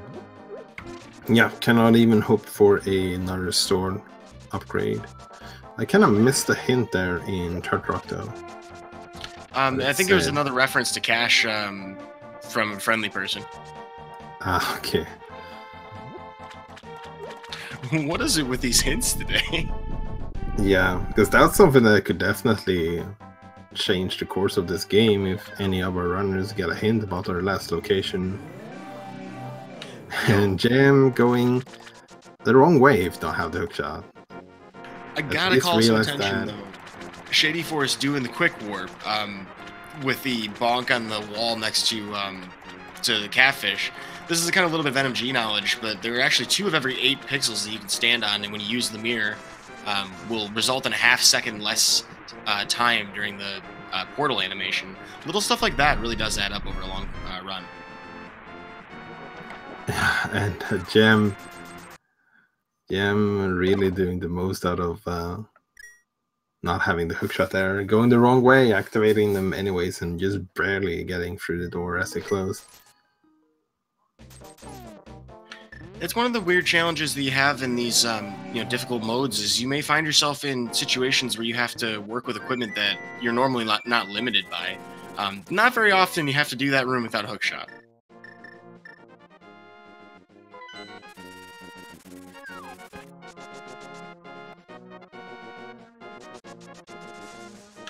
Oof, these chain chomps. With Shadyforce taking this portal, might be thinking about heading back to Swamp, or before that, checking the tablet, potentially. Yeah, Shadyforce fans out there hoping to death that we check the tablet. Unfortunately, no, this is unfortunate for sure. Hey, it's good for Gem, though. Gem is spending the time in Turtle Rock early, and we'll have to route an extra climb up the mountain, so this could actually contribute quite a bit towards catching up to Shadyforce.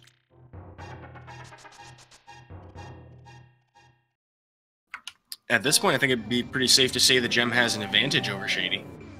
Yeah. The thing is, Shady will get the cane after Swamp at the very least. So it all depends on that hover. If Gem is gonna hover or not.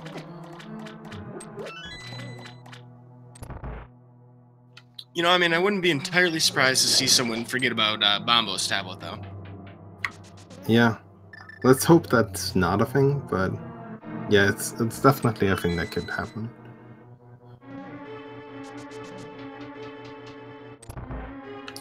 Gem is exhausting locations here in Turtle Rock. Of course, we do still have a couple of chests in this part of the dungeon, and of course the 4 on Laser Bridge, and Trinex itself, which we will have to kill regardless of, what the goal is today, and we have everything we need to do so.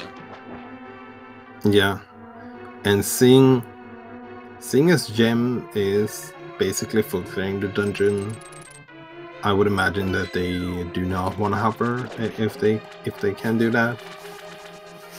But we'll see to what extent that goes to.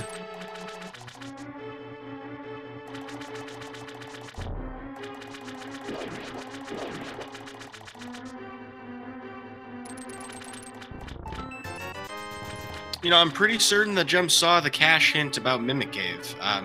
We'll be heading in now.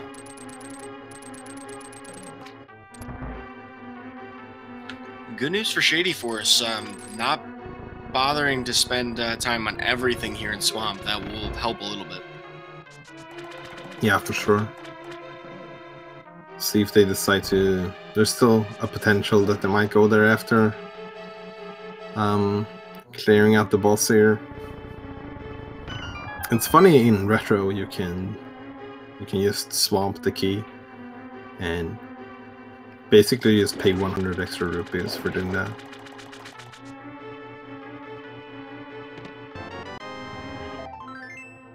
Well, Shadyforce picks up his maximum shield upgrade. Of course, we cannot get Mirror Shield in this mode. Or in hard mode, I mean. Yeah, a heart container, that's not bad. Yeah, those have a lot more value in this difficulty. Yeah, when it comes to gear, yeah, we're pretty much set because we have the blue mail and we have the tempered sword on Gem side at least. Shadyforce is still looking for that last sword.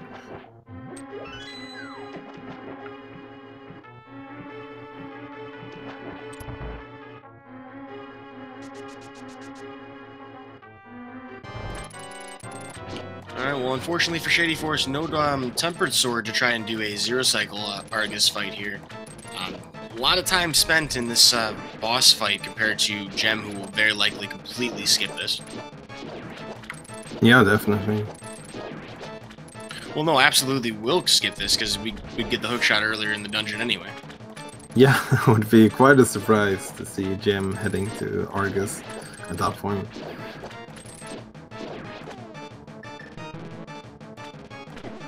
You know, this fight here for Shadyforce proving why we should never, ever point a cursor at anybody's eyeball. I mean, it sounds pretty super effective to me. Yeah, I mean, took a couple of extra double clicks, but Shadyforce bringing down Argus with gusto. Gonna get a green pendant. This may have been an influence or a factor in Shadyforce's decision to complete this dungeon. Gem here, though, with a tempered sword, Trinex. This should be pretty much in the bag at his skill level. Yeah, missing one of the ice road shots there, but should still be good. We do get ice in the floor, and we're running a little low on magic, but it appears that he was able to take down the ice head, so a quick phase 2, and this should work out pretty nicely. And meanwhile, Shadyforce is heading back in. They already have both the map and the compass, so going to left side kind of makes sense once you're already in the dungeon. And we can check this big chest while we're here. Shadyforce, you gonna check the big chest? You got the big key. I got very confused by that.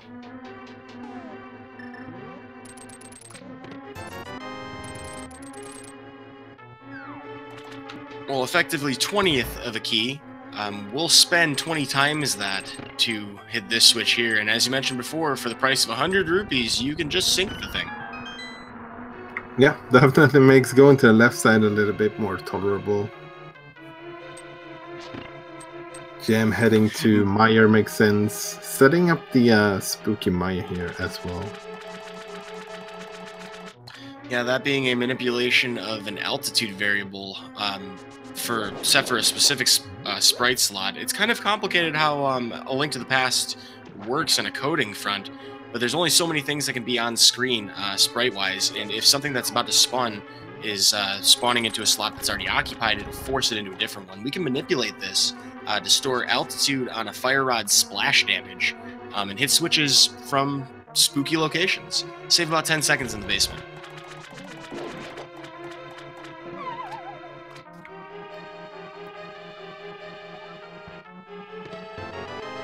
And there's the powder on the left side of Swamp Palace. Not really a super good safety in hard mode because you only get a heart instead of a fairy. Yeah, that's a slap to the face. Oh no, Shady, don't mirror. Don't do that. Oh no. Okay, today's is not good.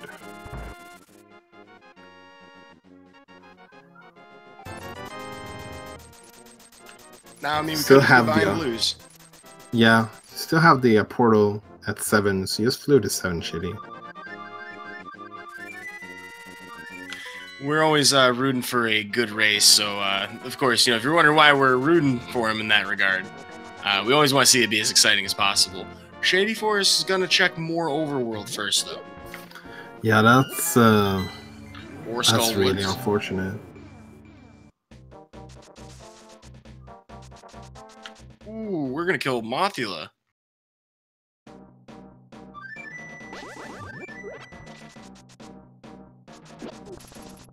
Perhaps Shady did just outright forget Bombo's tablet at this point. I mean, because that sounded like a frustration flute to me.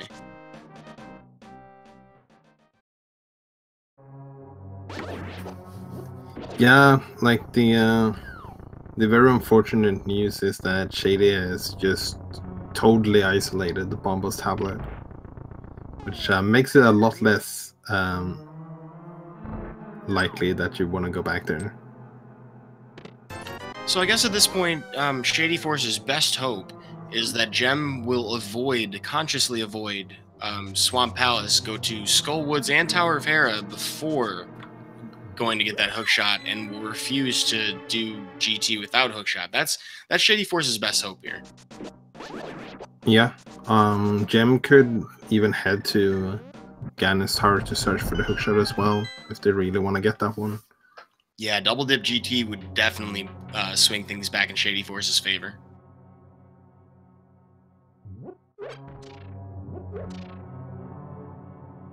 But no stones left unturned for either runner until they hit the items that they want most right now.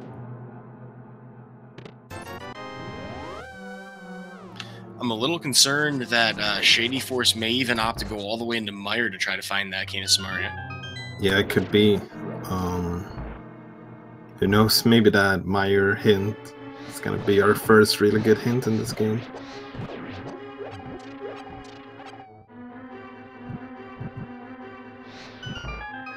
Well, if you're tuning in late, folks, welcome to Whose Link Is It Anyway, where the hints don't matter and the rupees are made up on the spot, so are the arrows. This is looking to be kind of a struggle for both of these runners right now, just trying to find that one location. Yeah, for sure. It's things that happen in rando every now and then. You have like those really annoying locations to find an item, or sometimes you might just be annoying just for you in the way you're out of this game. It all depends game from game, really. Well, we didn't see the fight from Gem, but Shadyforce putting on a clinic for Mothula there, using all of his magic and quite a healthy dose of Master Sword combat to get through it. Was not rewarded with anything of significance, of course, as we know that everything we already need is in the know. We'll check the pedestal while here. Time to pull blindly. Yeah. Get Maybe your it's that anti-hype in last chat, sword. folks. Oh, meanwhile, Gem doing some spookiness in the basement. We'll hit some crystal switches from a distance, thanks to what we were talking about prior.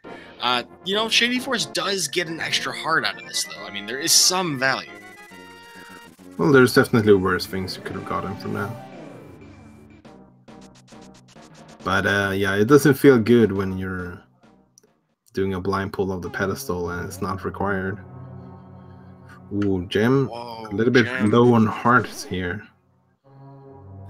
I respect that he was going to do the damage boost strats here for this fight. Does not need to spend that, or does not need to worry about holding on to rubies at this point. Yeah, some really nice last arrows there on the last two small eyes, and then just finishing up the big one with some rupees straight to the face. Yeah, smart strats overall. Of course, you can take 1 heart of damage from standing in the goop, or you can take 3 or more hearts of damage from colliding with the eyes directly. So use those invulnerability frames, you know, get some sword spins in. And Gem saves both time and money through that fight. Oh, Shadyforce is really close to the temperature now. But yeah, I don't blame them for not checking that right now. Right now, you don't really care about a sword. You just want to find that medallion or that Canis Mori as soon as possible. Gem buying keys, so we might be heading to Ganon's tower. I think we'll probably start the game if we see him head up the mountain, because he could still look for that hook shot. Yeah. Oh, there you have it then. I can tell him what this game's all about. So we have like, what, 22 chests in Ganon's basement. One of which could be, or maybe we're heading to Spike Cave here actually. Well, we'll see what happens. You're probably right. I'm pretty sure if he's going up left side. No, we got juked. We've been jebaited. Yeah. Oh yeah, he doesn't have the hook shot. I'm stupid. He has to go this way. Well, long have we waited to go right side, and unfortunately Gem cannot. We'll head over to the Turtle Rock portal and into the tower. So there are 22 item locations we're talking about in Ganon's tower. Where do you think, Walther the Fourth, are we going to find this big key today? Well, last time I was on comms, someone mentioned that because of my name, I should probably pick number 4. So I'm gonna go with that today. Fair enough, fair enough. I am a fan and an acolyte, if you will, of Bob, our favorite anti-fairy sprite that spawns glitched if you go into Ganon's tower. So 14 would be the number for me if you went right and then left. Yeah, we'll see how likely. I would imagine Gem would want to go full right, seeing as they don't have the hook shot. Right, so to try and compass and canvas as much of the dungeon as possible for these locations. And I think we will see 22 items checked in this dungeon for Gem, maybe even 23 with that big chest.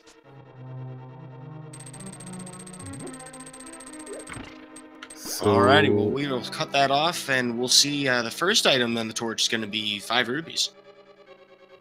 Yeah, and don't mind what I said. Gem is not going to go full right. It's going to go full left instead even. Oh, never mind. I think this is actually just a Dark Magician setup. And this is interesting because Gem has to do a bomb jump. This is all dungeon strats. If you've ever watched some of the speedruns of the vanilla game, you don't have the hook shot in this dungeon for that, and you have to do some pretty crazy, wacky stuff. 2 and 3 not offering anything of value besides 5 roops, finding some explosives in chest number 4, and we have to kill every enemy in the room, so Gem dancing there for a minute, and 5, also just 5 rupees. Yeah, and at this point I'm just gonna stop trying to guess what Gem is gonna do, because every time I say something he does the opposite. I guess this chest coming up here, this is totally illogic to bonk over like this, so this could be, yeah, that could have been the hook shot in terms of the logic, so that kind of makes sense. Yeah, that is entirely possible. And now we're heading to the right side, okay. Yep. And Shadyforce is heading into my ear. Still don't have that Canis Mori yet. And that's been 8 chests so far here in Ganon's tower. Gem perhaps feeling some of the pressure, as you know, having to do a hover on the spot to win a race is a rough position to be in.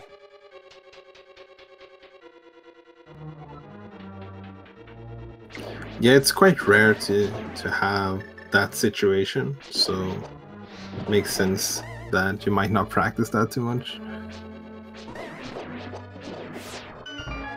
Well, we got some bad news for Shadyforce. Walking into Mystery Mire, we'll be able to check everything, but we'll not be able to finish the boss, which is required. We'll need to come back out for Bombos Medallion location in order to get that Canis Mori. Alright, I might be losing count. Is that 12 items we've checked so far? I believe so, yeah. So Bob's chest is gonna be pretty close to the normal routing of the game anyways. But it's gonna be 13 instead. Yeah, we're rapidly approaching. And of course, fighting Ice Armos, no one likes to do that. May not have a choice here, because Gem appears to be going all in on finding that hookshot. Yeah, the interesting part is going to be as soon as they're done on Ice Armos, do they go left side to grab the big key? And if that's the case, do they head up or do they leave to search for that hookshot?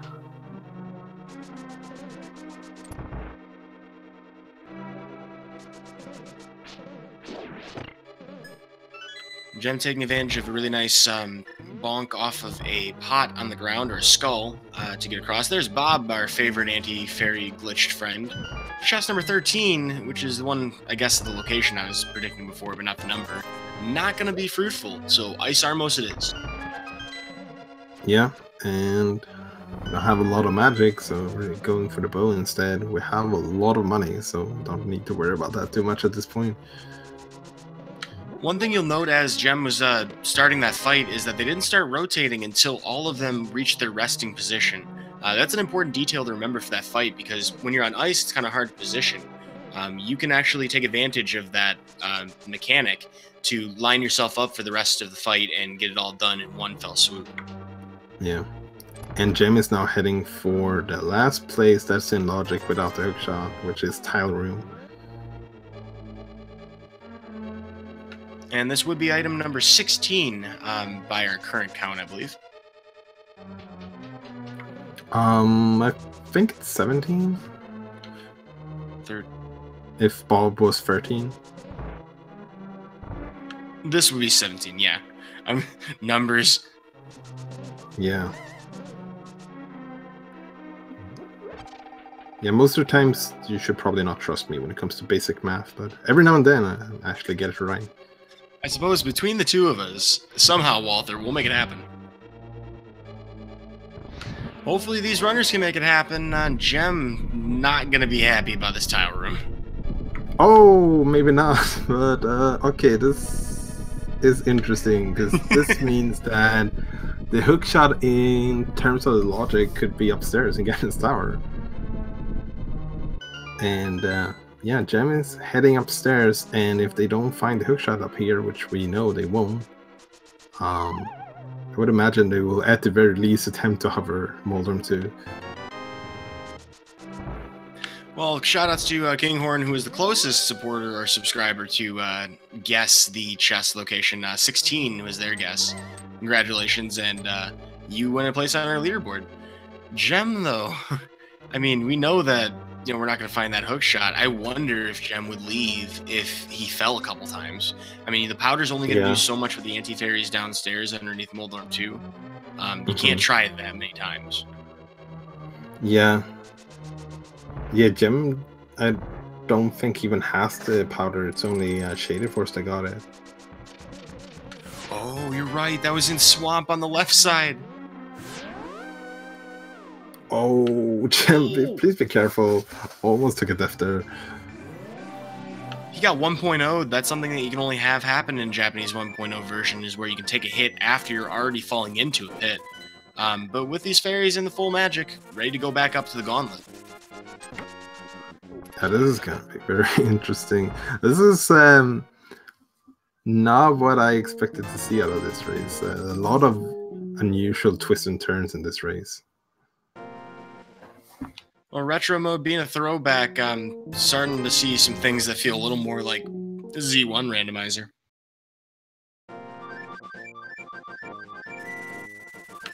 Shadyforce on the hunt for the cane, and not going where we need to be.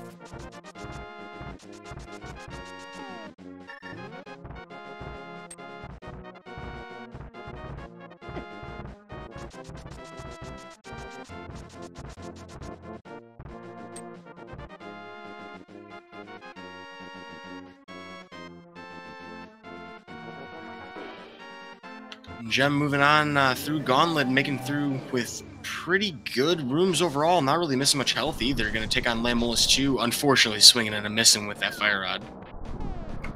Yeah. Don't want to use the fire all too much because you want to save a little bit of magic. I'm not sure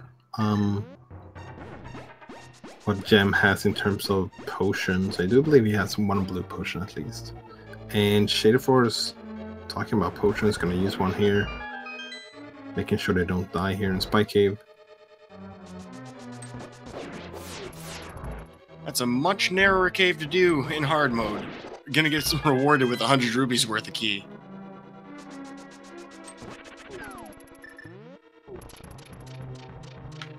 Yeah, shadyforce has got to be feeling like he's hitting a wall at this point.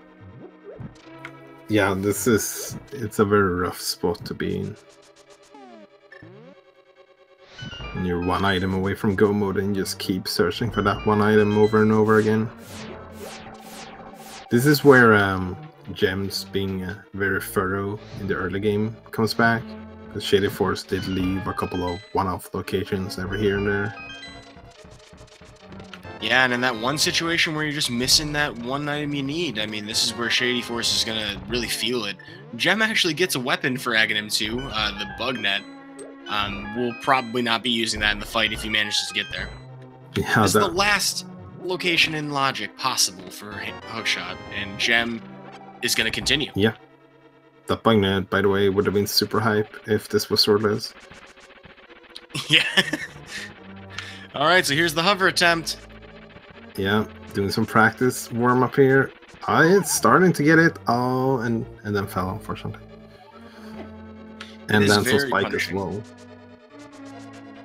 And unless you get pretty far over that gap, you are likely to hit the spikes every time. So, I mean, there's a set number of times you can attempt this. Yeah. You'll eventually run out of magic for the powder. Come on, Jam. Not really getting it. Well, looks like chat's getting involved too with the very nice spam of pump up the gem. I like it. And shadyforce is using this portal. Might be going to the Bubbles Tower. Looks like it. So that's going to be go mode for shadyforce. Certainly good news, but 2 bosses to kill behind. Gem will have to be here quite a while for this to make a difference for Shady. Yeah, definitely.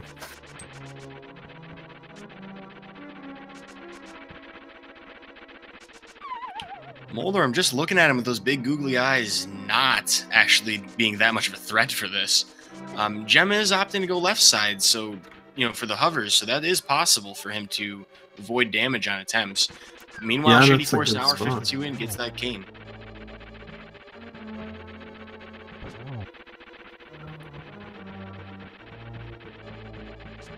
Okay, this is the one. I can feel it. Okay, never mind.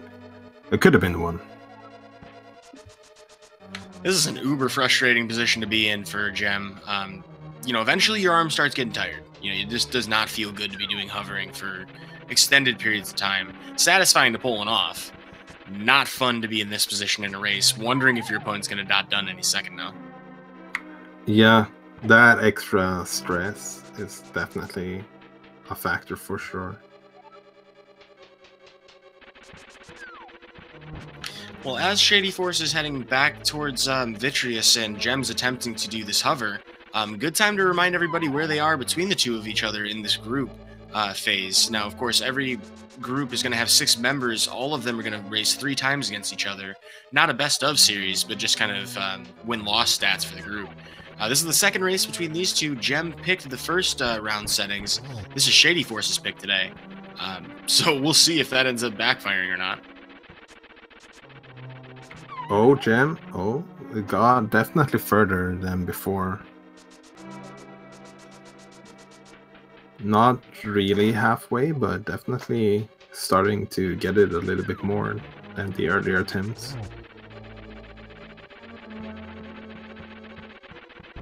And then Moldorm, of course, decides to take the spot where Gem wants to be hovering.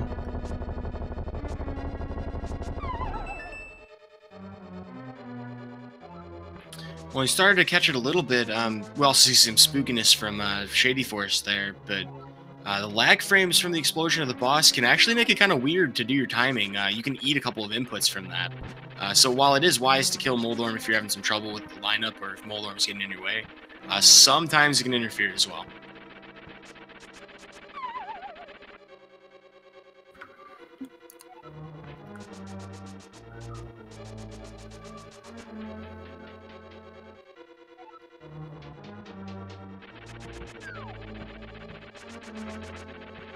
Well, here comes that Vitreous fight for Shadyforce. Does not have access to the Tempered Sword, so without that Tempered Sword, we'll have to be a little bit careful in this fight to avoid taking direct damage. Yeah, definitely. But definitely at the same time doing some good progress here to catch up. Yeah, this is sorely needed for Gem. Turtle Rock's going to be the big chunk of time between the two of them. Ooh! Oh, yeah, that was a pretty good one. Oh, and at the same time, Shadyforce takes death at Vitreous. That's super unfortunate. That's a pretty costly one. Yeah, we can't catch fairies, so, I mean, there's no coming back from Rip. And this is time Gem sorely, no pun intended, I guess, on his arm, needs. It's kind of hard to imagine because, I mean, you know, if Gem gets into a position where, you know, he's just too sore to continue hovering, he's got Tower of Hera, Swamp Palace, and Skull Woods to choose from. Even though Swamp Palace is the, by and far, best item density, I mean, nobody wants left side or right side, you know? Yeah, definitely. And I would say if Gem decides to give it a quit to try and do the hover, Hera definitely seems most likely because it's right there.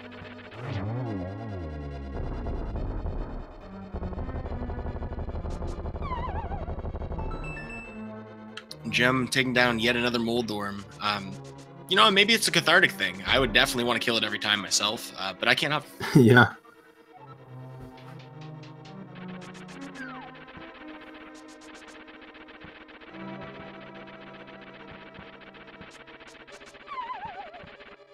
And in all that time, Shady has made it all the way back to the basement. No spooky stuff going on here, but we are low on health. And I don't know, I'm pretty sure Shady has another potion. We'll probably want to use it. I think we still see, the spooky here. It was just the red pigs was already down after the death, I think. Oh, that was close. It's a very complicated trick to do the hovering. It's very much a rhythmic thing, and you have an extremely small window to hold, release, and hold the A button. So while you don't necessarily have to be hitting the button super duper fast, you need to hold and release it in a small interval of time. Now, there is some thought out there that people think that it's not even possible to do it unless you're playing on console. That's not entirely true. There are emulator configurations, particularly with RetroArch, that work very well in order to pull that off. So you can do it at home too. You're going to have the easiest time input lag-wise doing it on a console, of course. Shadyforce has made it to Phase 2, is not spending the... Okay, he is spending the money on the arrows. I was confused there for a second. Yeah, at this point, makes sense to do so.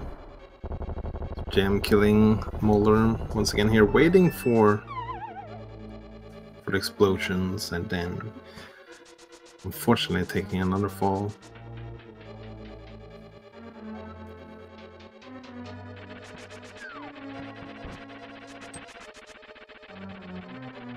Alright, one more dungeon to go for Shadyforce, and of course all of GT.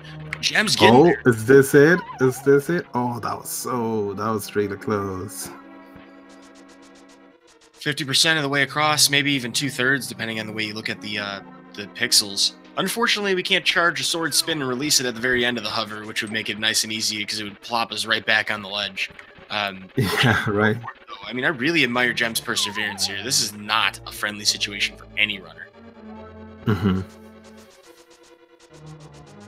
And slowly but surely, Shadyforce is catching up ground here. Probably, however, Shadyforce, well, one of the good things for Gem is that Shady Force is gonna more or less probably full clear Ganon's tower before getting the big key, which will give Gem a little bit of extra time. Yeah, the toughest part about it is the time spent on this. It becomes do or die. I mean, if we don't see Gem pull this off, say if Gem, or say if Shady Force does manage to catch up, I would not expect Gem to finish this race.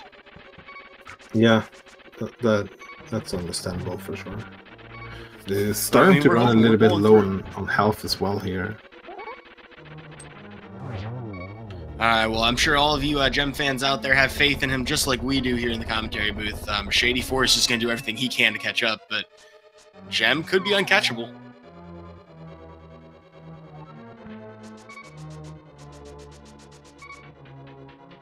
I'm a little surprised to see that Gem's not powdering the fairy, or he doesn't have the powder. If he had mushroom still, he could fake powder, but that's kind of expensive for 1 heart. Yeah. Ooh, gets another hit. There's a couple of Wizrobes down here. I'm not sure if any of those could potentially have like some heart or fairy drop. Yeah, so the prize pack in Randomizer is always randomized. It could be. Yeah, that would be a very slow way to get health back though. Yeah, being that there's like 8 different things in every prize pack and a 50% chance of getting that drop in the first place, yeah, that could take a while. Yeah, if you had a way that you can like get a stun prize or something, that would be more efficient, I guess. Yeah, I mean, like if we get like a perfect fairy drop in the first set of Wizrobes, yeah, it'd be worth it. But I mean, I just don't see anyone farming at this point. Yeah, seems pretty unlikely.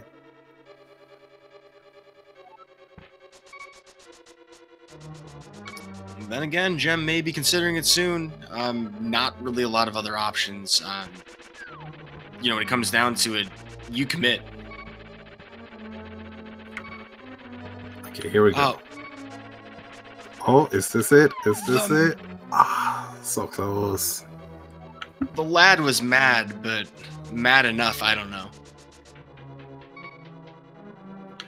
So for those of you who haven't been following this tournament, or at least Gem in this tournament, I believe Gem is 100% wins so far? Yeah, Gem has won 8 matches in a row according to Challenge, and probably has more than I've seen on there. Yeah, that's pretty crazy. There's a lot of really good competition in this tournament. Yeah, as a reminder on format, we did have an open qualifier for this fall tournament, which was in open mode, if I recall correctly. It's been a little while since then at this point. And 96 of our entrants in the qualifiers qualified out of several hundred entrants. So these are the best of the best that we're seeing in this group stage, and it's only going to heat up going into brackets. I can't even imagine these same challenges in expert mode. Yeah.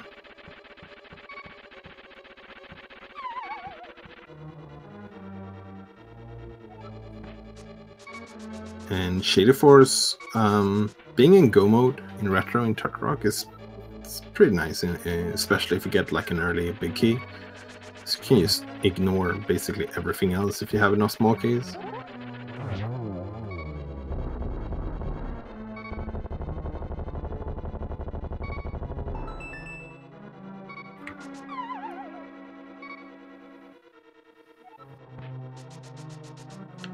Gem not giving up yet, and wow, do I admire him for it. Shady Force is almost the Trinex. Mm-hmm.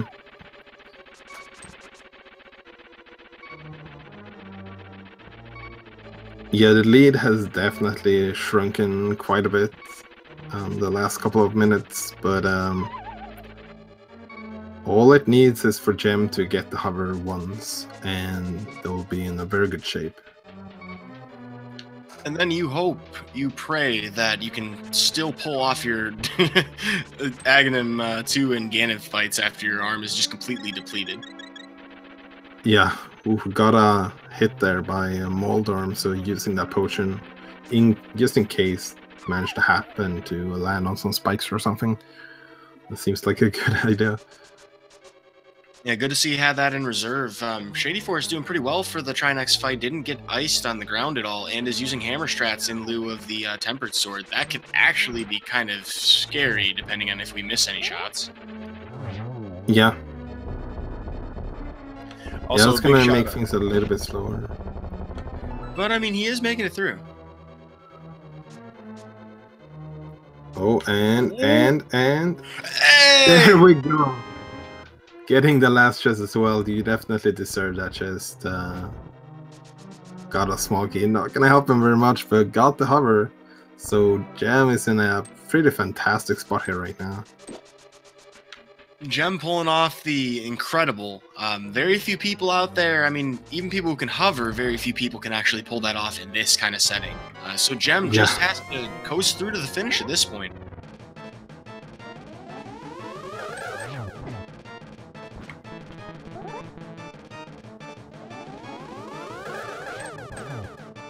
Well, we had some pretty nice double triple setups opportunities there, and amazing Aghanim 2 lineups. Oh my goodness. Good. Gem, can I have that for NMG, please? I need it.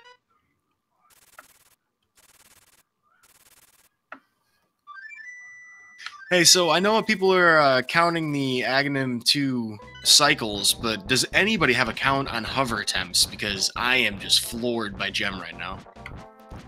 I'm pretty sure the last one was a 1 at least. It's like 00001 or something. Yeah, it'd be a pretty lengthy chain. Perhaps the total count would be best. Holy moly, people in chat saying 35. Gem, you monster. So at this point, if you're Gem, how like nervous would you be at this point? Being like, when is my opponent gonna dot down? I would give up on hovering for about a week, you know, before even finishing this race. By the time we get here, I'd be swearing off of it for a while. But yeah, I mean, having been in this position both in NMG and of course Rando, I mean, this is the most nerve-wracking part of any race. You are really eyeing that SRL for the dot done, and that can mess up with your rhythm on the fight. That's the real thing that happens to people. Yeah, for sure. Things are really good.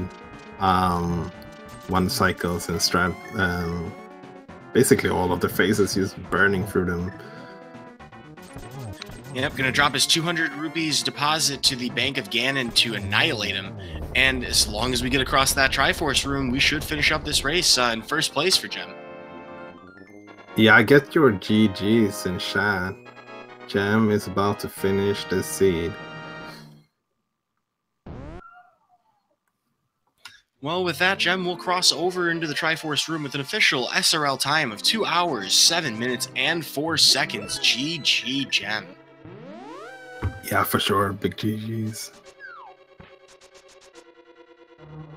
Well, we're going to see if we can get Gem in here for an interview. I'm hoping he has some words to share with us, if he has any stamina left.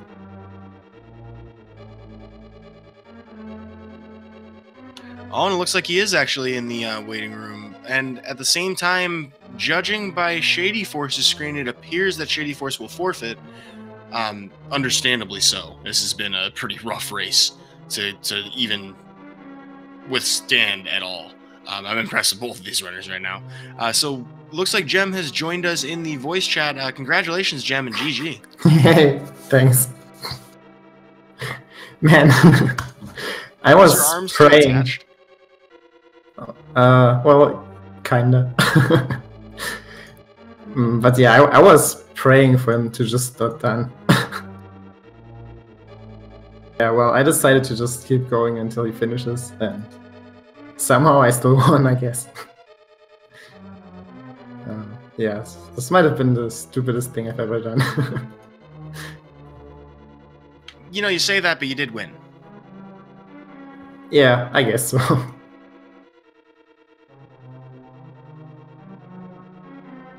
So if I recall correctly, this is the second match of the series between the two of you. This should have been Shadyforce's settings, right?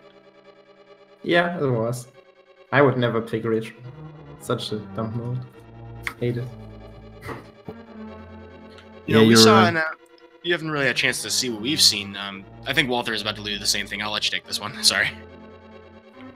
I was just about to say, depending on your file names, I think most of us understood that. Yeah.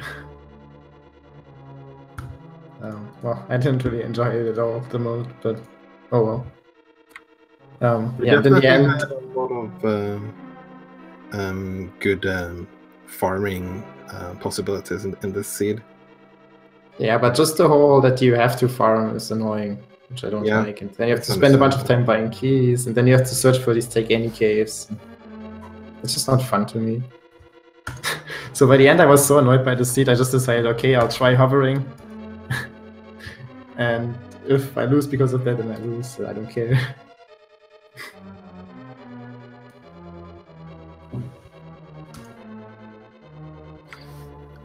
Yeah, so I imagine you might have been talking to shadyforce for the last couple of 20 minutes, or do you know what the hook shot ended up being? Yeah, and Swamp, of course. What else would it be? Yeah. Not exactly the funnest experience for either. I mean, pretty much in the exact same part of the world. Both of you looking for the one thing you need. I mean, Bombo's tablet for shadyforce, hookshot for you. That's rough. It looks like we actually do have shadyforce in the waiting room, so I'm going to pull shadyforce in here to join us. And we are also joined by shadyforce. GG and congratulations on putting up with this seed. This is a race and a show for the audience, but I imagine frustrating for you. What's going on? Was this not meant to be an all dungeon seed? Did I get the settings mixed up? We were thinking it was pedestal percent by the blind pull. Well, at that stage, I mean, I might as well just pull the pad. But like, why not? I was in trouble anyway.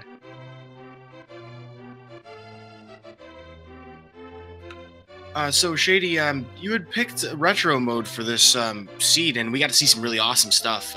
Definitely happy to have an opportunity to cast this particular game mode.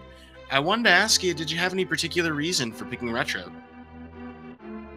Yeah, well, I mean, getting to the group stages is great fun because you get to try out all the different modes. And I hadn't really played much retro, so I was just looking forward to a chance to get a few retro seeds going, really. So I played one with Hitsuyan yesterday. And I played one with Gem today, just to get something going, really. I'll probably pick something different for my next one, but I don't know what. But I just wanted to try out the mode and see what it was like. Well, as far as the mode works, and everyone watching out there in the audience, got some great pointers and tips from you guys. Pointers mostly from shadyforce, and probably hovers from Gem. 35 attempts at it at least. But Ruby management, you guys did a great job all throughout the race. Were there any particular points where either of you felt like you were in a pinch for money trying to get those keys? I actually thought that the seed was generous enough with money. There was always just enough to have just enough keys to go to places. Maybe like just before I wanted to do Agate Tower, I farmed a little bit of money just so I had enough keys to go straight to Pod when I got there. And that was probably it. Yeah, it did give us those red rupees from the tree, so there was at least something. But just, what I found kind of annoying, and I wish we had, were some 300 rupee drops from some chests in Lightwood, but oh well.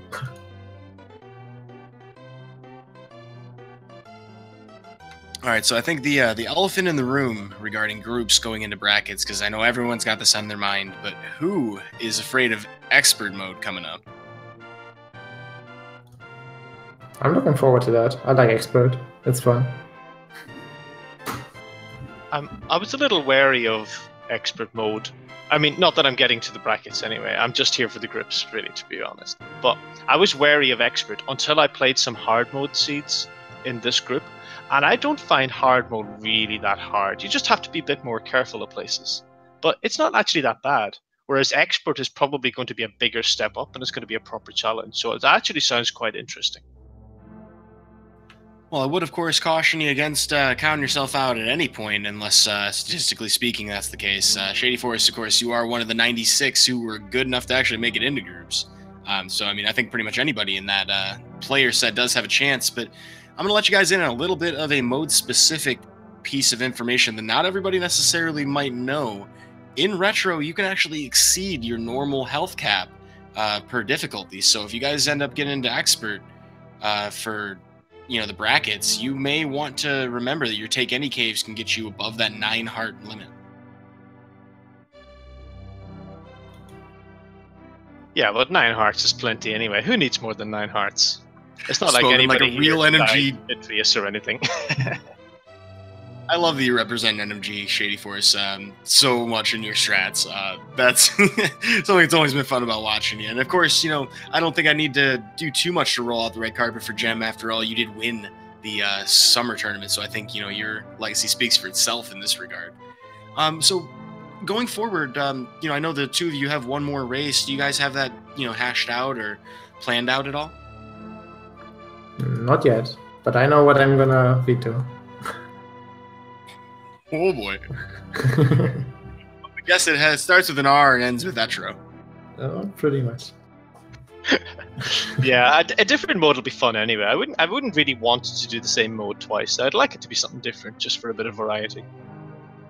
And I suppose I should clarify to the audience, if you guys haven't seen all the rules for the tournament or the document for it, the first one's picked by the higher seed, the second one's picked by the lower seed, and the third match is randomly generated with one veto for each of the two racers. So we'll get something between their lack of preference, I guess, if you want to call it that, randomly seeded.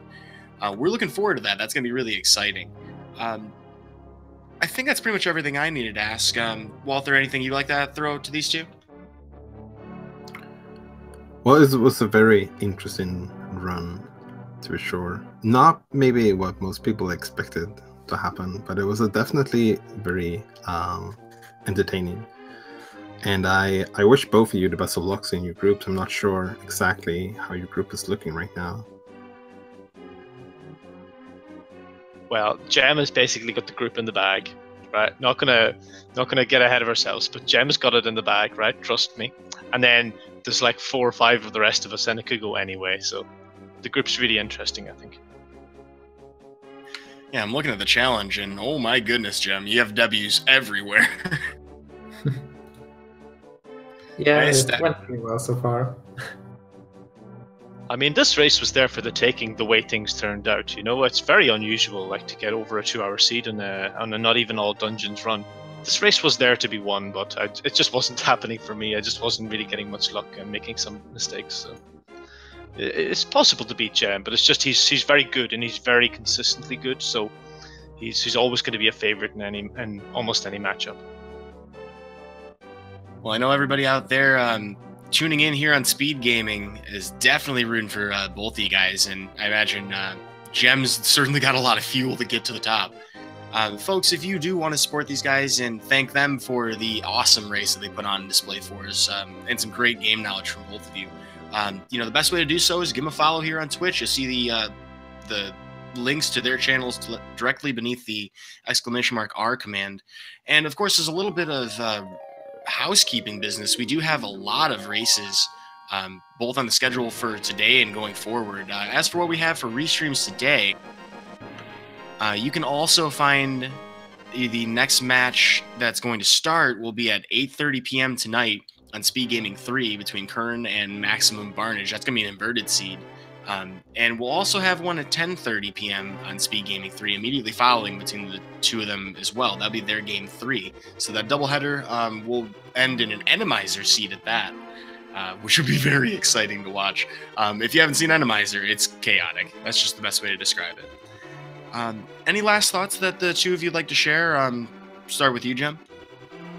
Well, not really, but thanks for commentating, and thanks for everybody else who helped out with tracking and restreaming. It's always a good time. And how about you, Shady?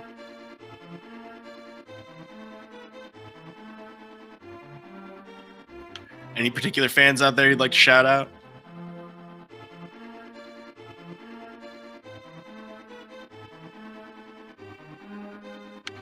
I think I may have had an audio issue on my end. I'm not sure, but would like to also extend those same thanks to all of you out there tuning in, and a big thanks to Sandris316 for doing our tracking today. And of course, as always, it's a pleasure and a privilege to commentate with you, Walther the Fourth. Thank you for joining me on this cast today. Yeah, thank you as well for commentating this as well, and all the work you do behind the scenes for making all the commentaries happen as well. Hey, we got a lot of really awesome voices in this community. One thing, folks, if you want to get involved, absolutely be curious. Ask us all directly if you need to. There are servers that you can join. Link to the Past is full of many diverse talents, and it's I already said it before, but it is a privilege to be involved with you guys. It's a lot of fun. Well, with that, I think we've capped off just about everything that we have here on Speed Gaming for this race today. Keep an eye out for, of course, the other races on tonight, and you're going to catch the rest of the tournament best if you follow Speed Gaming 2 through 6, and ALTTP Randomizer 2 through 6 or 2 through 4 as well. I've been Uday Monistic, joined today by Walther. Walther, send us off. Well, have a good night, everyone, and if you enjoy Randomizer, just keep on coming back, because we're going to have a lot more coming up in the next coming weeks. Bye, everyone. Have a great night.